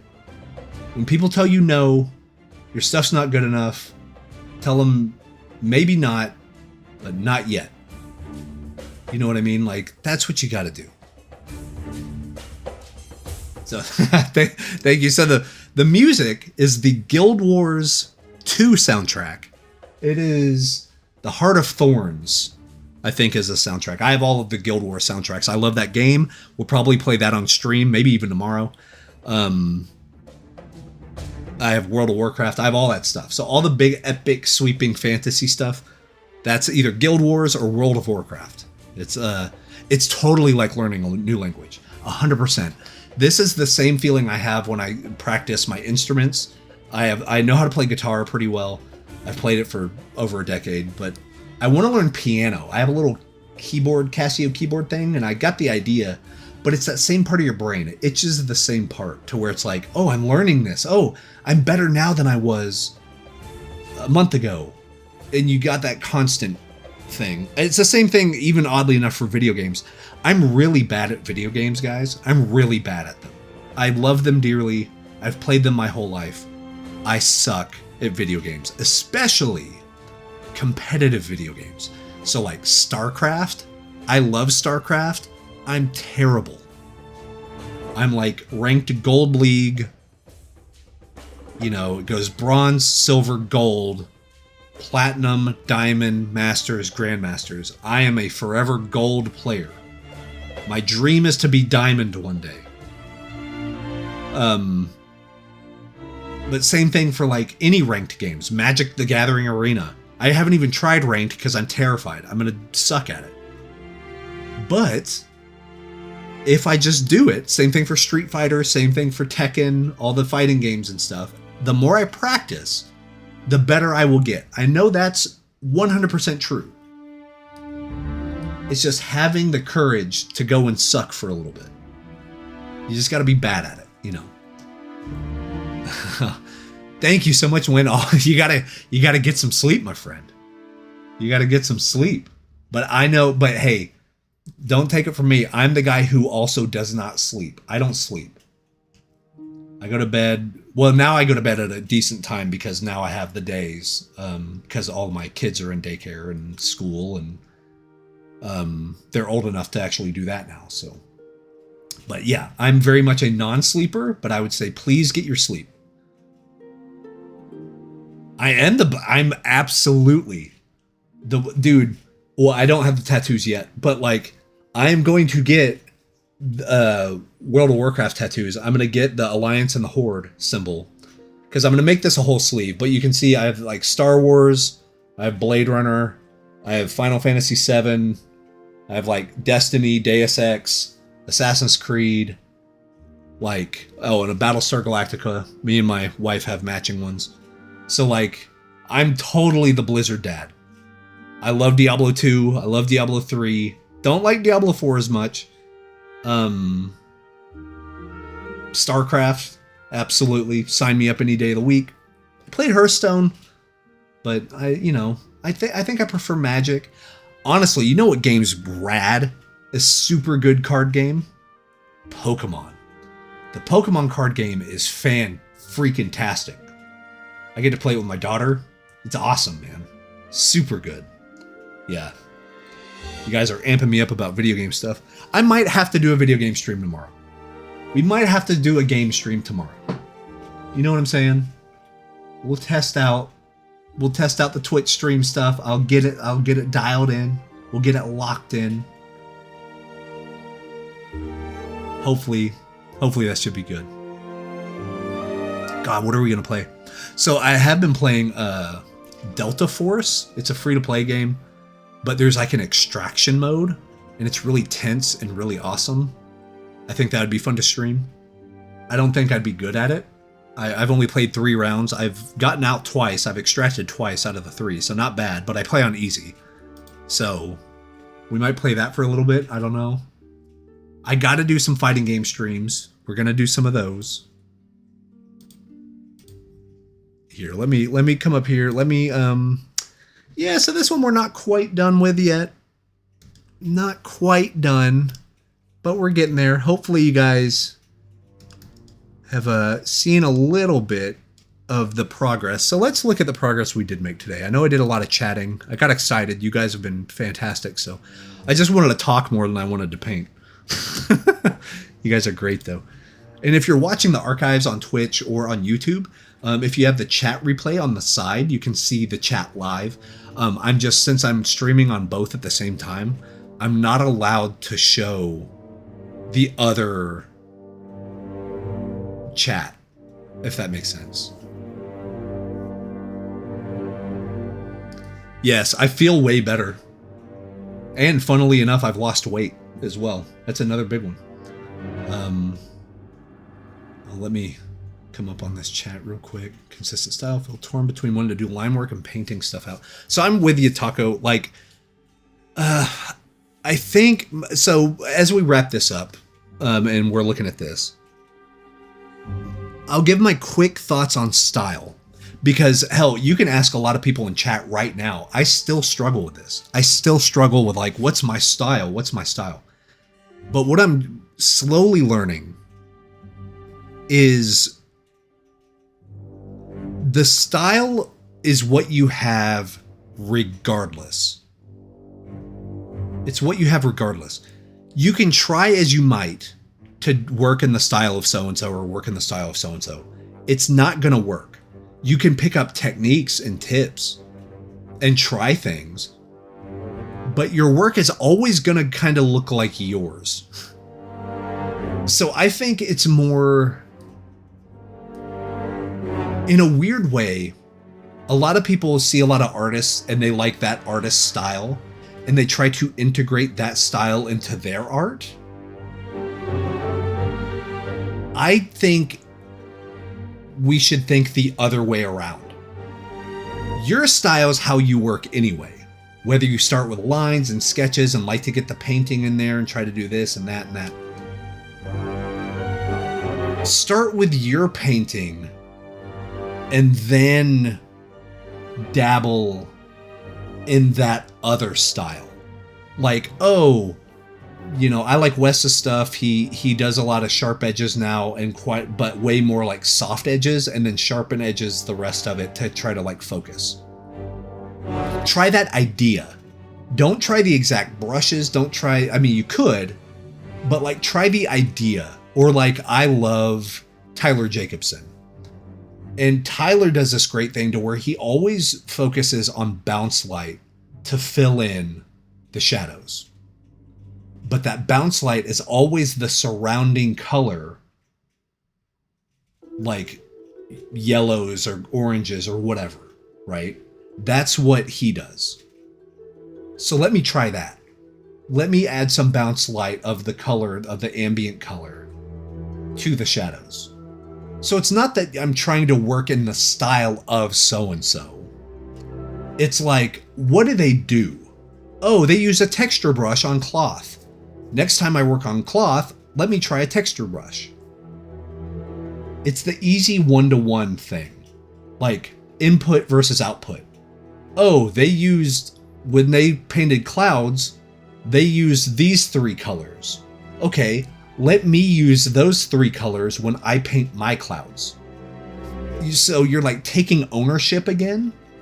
It's your work, it's your style, but you're getting the mechanics, I guess, from somewhere else. Collection of stuff you find cool. Yes, that's absolutely true. And so yeah, I can't remember who said it, but like, style is the mistakes that you keep.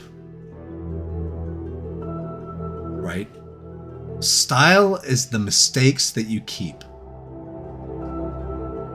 And once I kind of came to terms with that, it opened up my brain. I was like, oh, it doesn't have to be right. It doesn't have to be exact. It doesn't have to be, it just has to look good. And that comes down to taste. That comes down to what stuff makes you happy to look at. What does that stuff do? They do bounce light. They do painterly strokes. They do this. They do that. Get that and put it into your work. Don't change your work. Don't change how you start it and how it goes and stuff. You can try that, but you're going to end up unhappy. It's not going to feel authentic. It's not going to feel like you. Go in and dial it in, and then sprinkle in a few of those things. Because I think you're gonna see yourself level up. It's gonna take maybe not a longer time to level up, but like over the longer term, you're going to level up more, because instead of like going from level 1 to level 50, you're going from level 1 to level 3 to level 3 to 4, 4 to 8. So big leap, but then 8 to 9, 9 to 9.5. Maybe not so big of a leap, but you're grinding it out. It's that consistency and that stepping up the ladder one rung at a time, and bam, ba bam, ba bam. That's the magic. You do that enough, you look back 6 months from now, and you're like, oh my God, I've gotten better. What? How does that work? That is true. That's a good point, Taco. So Taco says, for sure, it feels like every piece I do is done by a different artist, which is true in a way. It is. You are not the same artist. Hell, I'm not the same artist. Once I close out of this and I start a new painting, I am not the same artist that made this painting. Why? Because I'm working from experience. I have the experience of painting this painting. Even if I can't tangibly tell you that I learned anything, I spent time, I solved problems, I was working that muscle. So you're never starting from scratch, you're starting from experience. And the more experience you have, the less likely you're going to fall into a trap where you're like, oh God, I'm in a situation I don't know how to get out of. Because with enough experience, you will have thrown yourself in so many situations that you had to fight tooth and nail to get out of, artistically, that it's not going to scare you anymore. You can jump in the deep end of the pool because you know how to swim. You know what I mean? Like you can trust your instinct. You can trust the process to aid you to get you to where you need to go. Once again, we'll bring it up again. That's where we started, you know? And that's where we got to.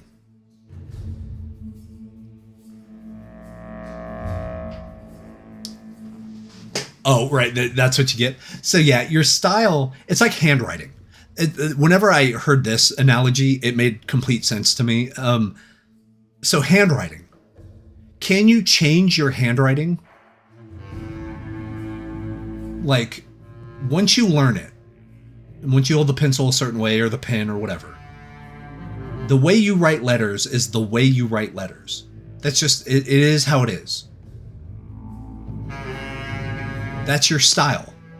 It is literally your signature. That is, you could try to study as much as you wanted, calligraphy of trying to learn.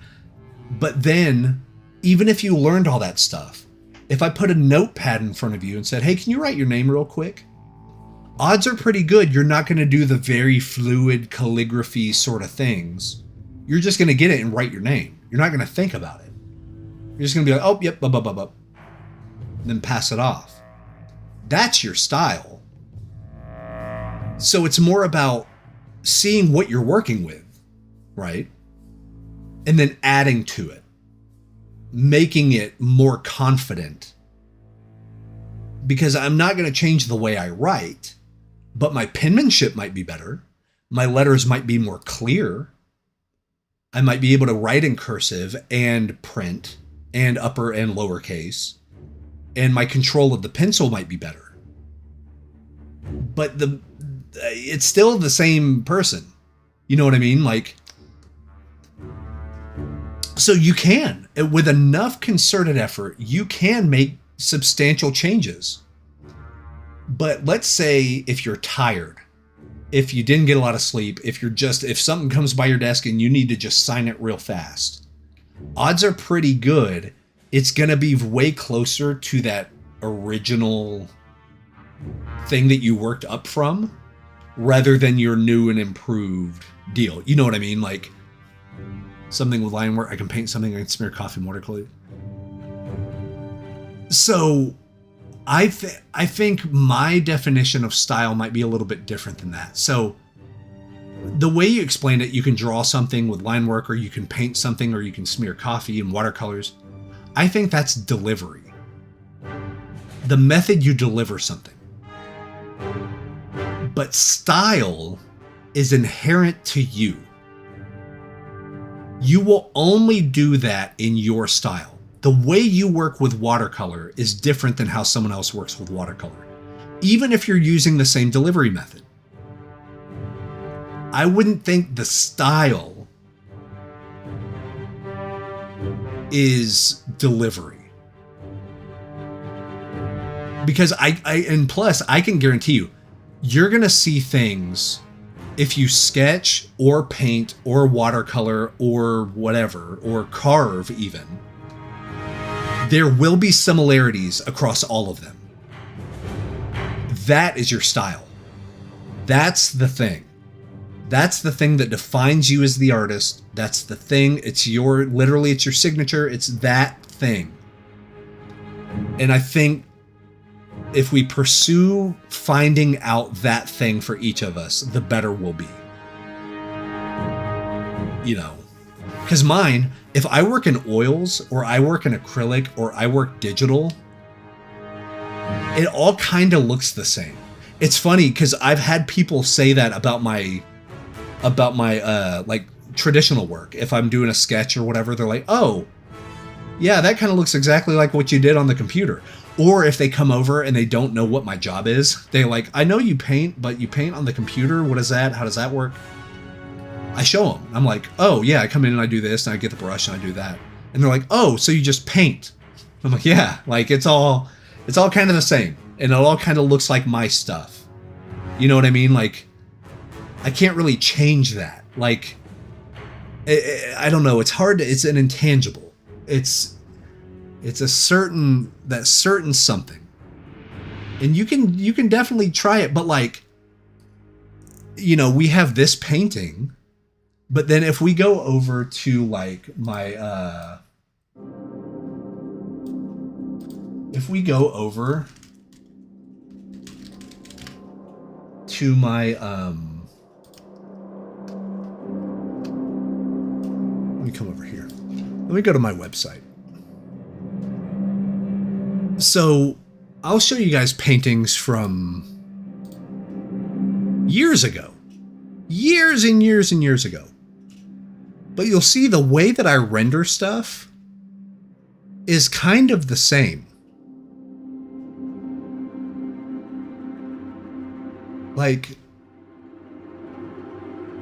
yeah, it's all sort of... You can just kind of tell. Like, I originally made this in 2021. Right? And this got repurposed. Troll Lore Games commissioned it, and now it's part of their Gary Gygax World Builder series. But, like, you see this painting? 2021.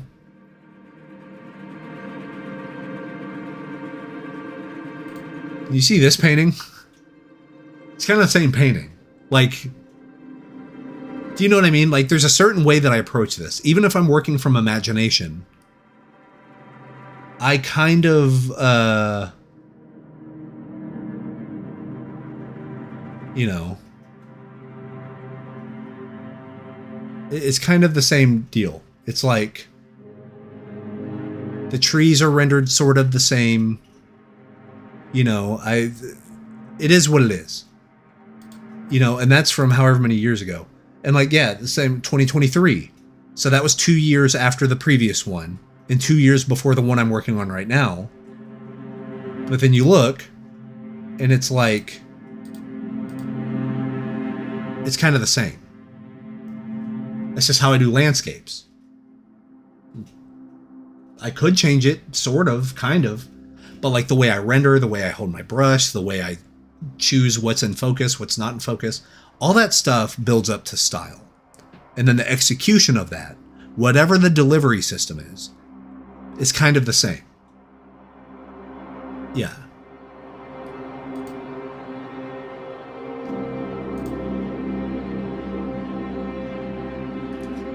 Yeah, so we're at a pretty good little stopping point right there. Once again, for the comparisons, we got that one right there.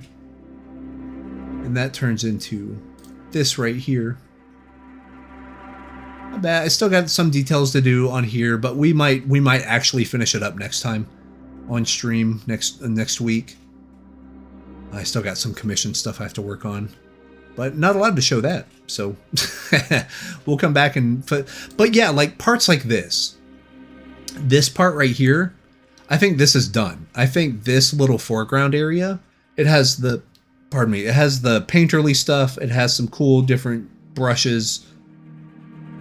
Same thing for over here, probably. I think this one's done right here. I think really just this middle area, kind of refining this little middle area. Maybe render out the moss real quick, get a little more in focus. I think we can call it, you know, so not bad, not bad for a day of work. Let's see.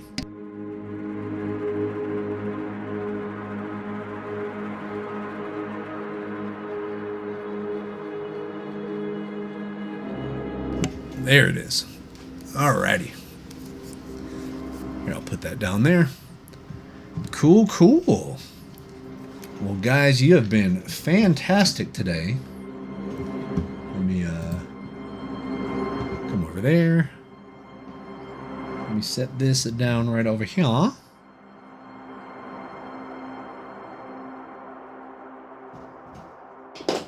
There we go. All right. What's up, Osiris? Yeah, man. So, hey, video game stream maybe happening tomorrow. Maybe happening tomorrow, just on the Twitch. We're not gonna cross the streams. The art stuff's gonna stay on the art channel, you know, but we may play some games tomorrow. So you can see down here, if you want to follow, just to come laugh at me play video games, it'll be at twitch.tv/Wes Gardner. So yeah, that might be fun. That might be a fun thing to do. If we do Wednesday art stream, Thursdays, maybe game stream, you know. Thank you for the follow. Oh my goodness. Loving it. Yeah, we're on the road to 10,000 followers. You know, I did a lot of work way back in the day on Twitch playing video games. We got up to almost 10,000. We got like 9,100 or so. So now we're on the road to 10,000. And yeah, we're on the road to 15,000 YouTube subs. So you guys have been incredible. I cannot believe we're already over 11,000. That's nuts to me. Just insane.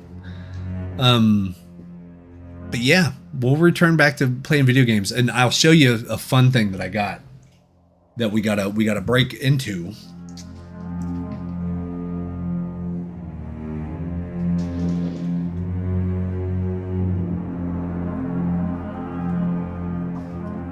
All right. So next March, I think it's gonna be March, maybe February, March. There is a fighting game tournament called the Texas Showdown. I went this past year, hung out with my buddy Marco, Mr. Nerd in the Bay, and I made the promise that this year for 2026, I was going to compete in Texas Showdown. So I modded out an arcade stick. It's got my name on it. It's got all the custom Breath of Fire art. It has Japanese sandwall buttons.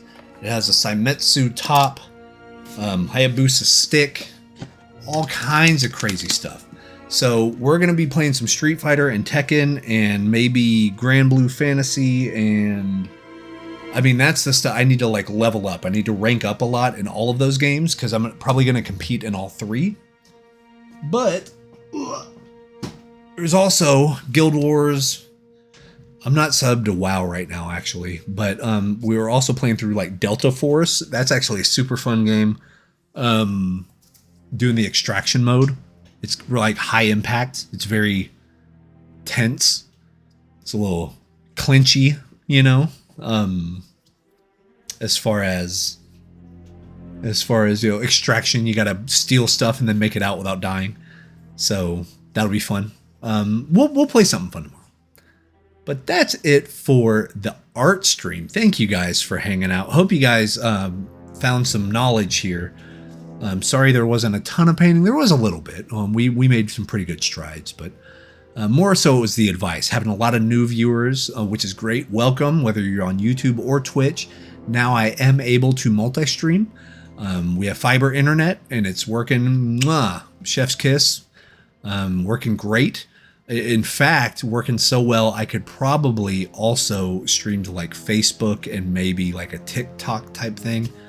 Who knows? So since I work from home, we will figure out what works best for everybody, whether it's the art stream, whether it's some gaming streams, we will see. But if you're here for the art stuff, don't worry, the gaming stuff will not be in the art channel. We're going to keep them very, very separate. But if you're on Twitch, come hang out for all of it. All right? Come hang out for all of it. We'd love to have you. But that is my time. You guys are fantastic. Thank you so much for the great chats, for the great talks. It's so fun to see you all. It's so fun to hang out. I'm going to go get some food. Yeah, and kind of chill out a little bit before the kiddos get home from school. They've been doing good. So, yeah, everything's great, man. Super good. I'm getting more sleep. Someone said in chat they could tell that I'm a little bit more with it now than I was for, I don't know, a year or so there. But yeah, having fun, doing cool stuff, making cool art as you should be doing as well. But thanks for hanging out. Take care, guys. We'll see you soon.